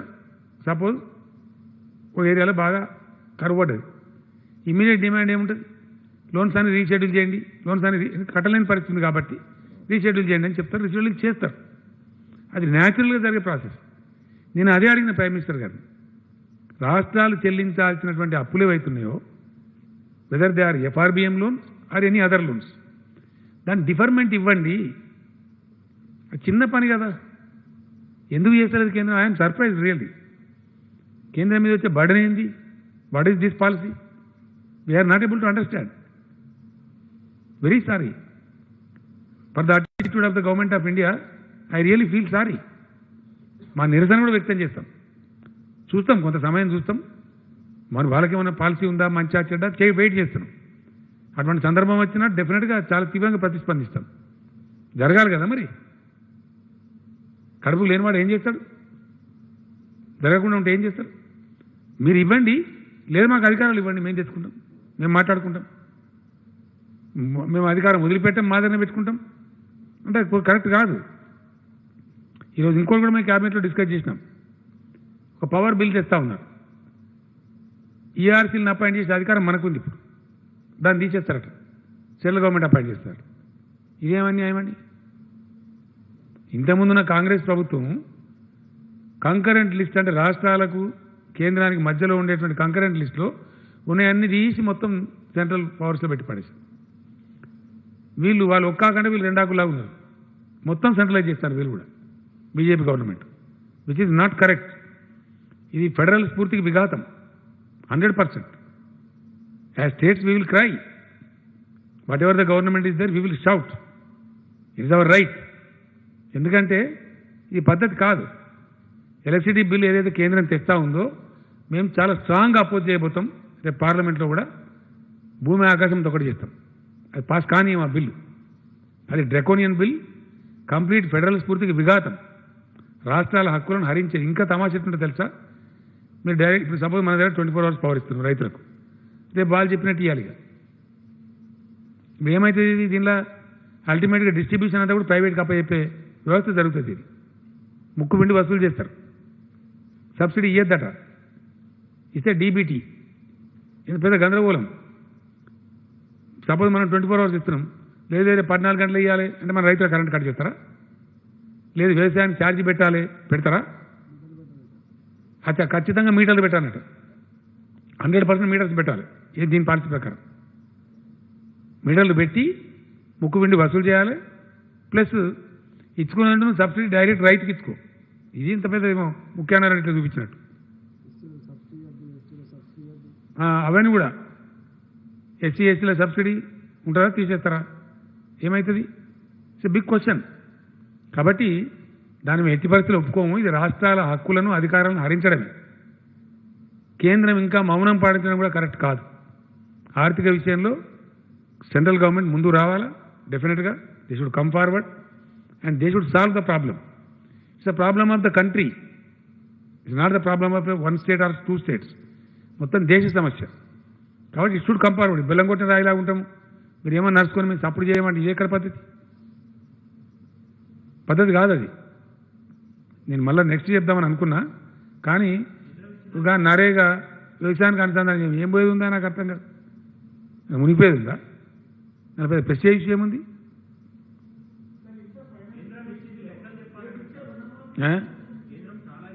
ఏ మన్నీయలే, రూపాయి కూడా ఇవ్వలేదు, అడిచింది. ఇచ్చింది కనబడతలేదు అనే నాకు అర్థం కాదు. నిన్నగాక మొన్న మన రాష్ట్రం మన డెట్ సర్వీస్లో 2,500 కోట్లు ముక్కుపిండి వసూలు చేసిండ్రు. ఆర్బీఐ కట్ చేస్తుంది తెలుసా మీకు? నిన్నగాక మొన్న ఇంత కరువులో ఇంత కిల్లతలో ఉన్నాం, డిఫర్మెంట్ ఏమని అడిగితే ఇయ్యలేదు. 2,500 మా బాకీ కట్ చేసిండ్రు ఆర్బీఐ. ఇదేం పద్ధతి నాకు అర్థం కాదు, బాగాలేదు. ఇంకా చూస్తాం 4 రోజులు ఎక్స్పెక్ట్ చేస్తాం, కొద్దిగా వెయిట్ చేస్తాం. ఒక లిమిట్ దాటిన తర్వాత తప్పకుండా దానికి తగిన కార్యాచరణ తీసుకుంటాం.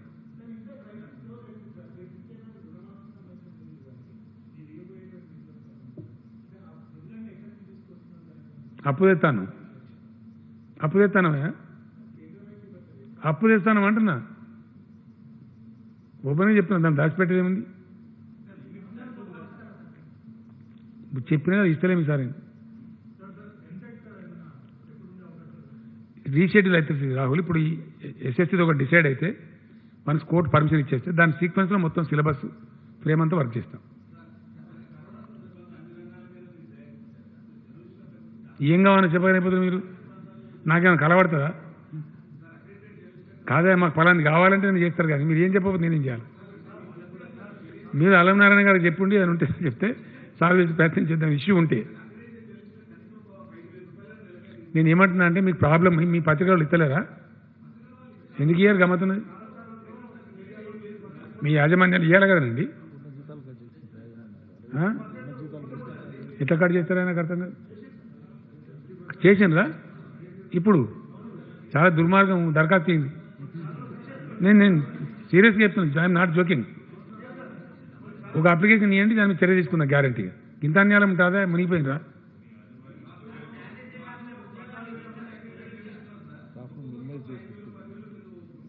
ఇంతమందిలో కాకుండా ఒక రిక్వెస్ట్, రేపు ఒకరో ఇద్దరు కలుసుకుందని నేను ఉంటున్నాను. రేపు నేను 1 or 2 persons రాని, మీరు సమస్యలు మీ ఐడియా ఉన్నోళ్ళు, what best I can do certainly చేద్దాం, తప్పకుండా ప్రయత్నం చేద్దాం.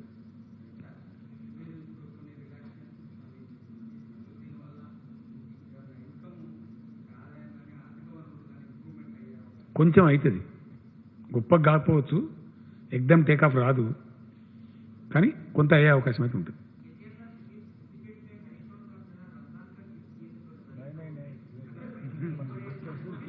नहीं दिए भाई, अरे उनको मोहब्बत है तो 2-4 लोगों को दिए होंगे. अब मेरे पास में फार्म में एक लड़का काम करता है, आजम बोल के, उसको मैं भी दे रहा हूँ. घर का मामला है, और किसी का शौक आता है तो देते, उसमें क्या है. ఇప్పుడు ఇస్తలేం బ్రదర్, నేను భయపడ కదా అట్లా అబద్ధాలు ఆడతాము, సచ్చినాడము. ఈసారి ఇచ్చే పరిస్థితి లేదు, ఇస్తలేము. చేతులు మారుతాయి, వాడు ముడతాడు వీడు ముడతాడు, ప్యాక్ చేయాలా, ఆ వైరస్ స్ప్రెడ్ అయ్యే ఆస్కారం ఉంటుంది కాబట్టి ఇస్తలేము.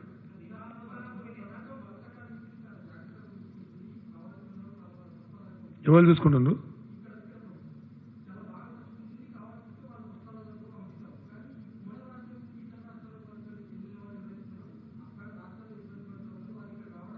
ఇంతకుముందుకు అంతా చెప్తేగానే ఆయన రామాయణం అంతే, రాముడి సీత 100% मिलेंगे, वो बिल्कुल मिल जाएंगे. नहीं, उसमें कोई कटाई नहीं होगी, बिल्कुल 100% मिलेंगे. Thank you.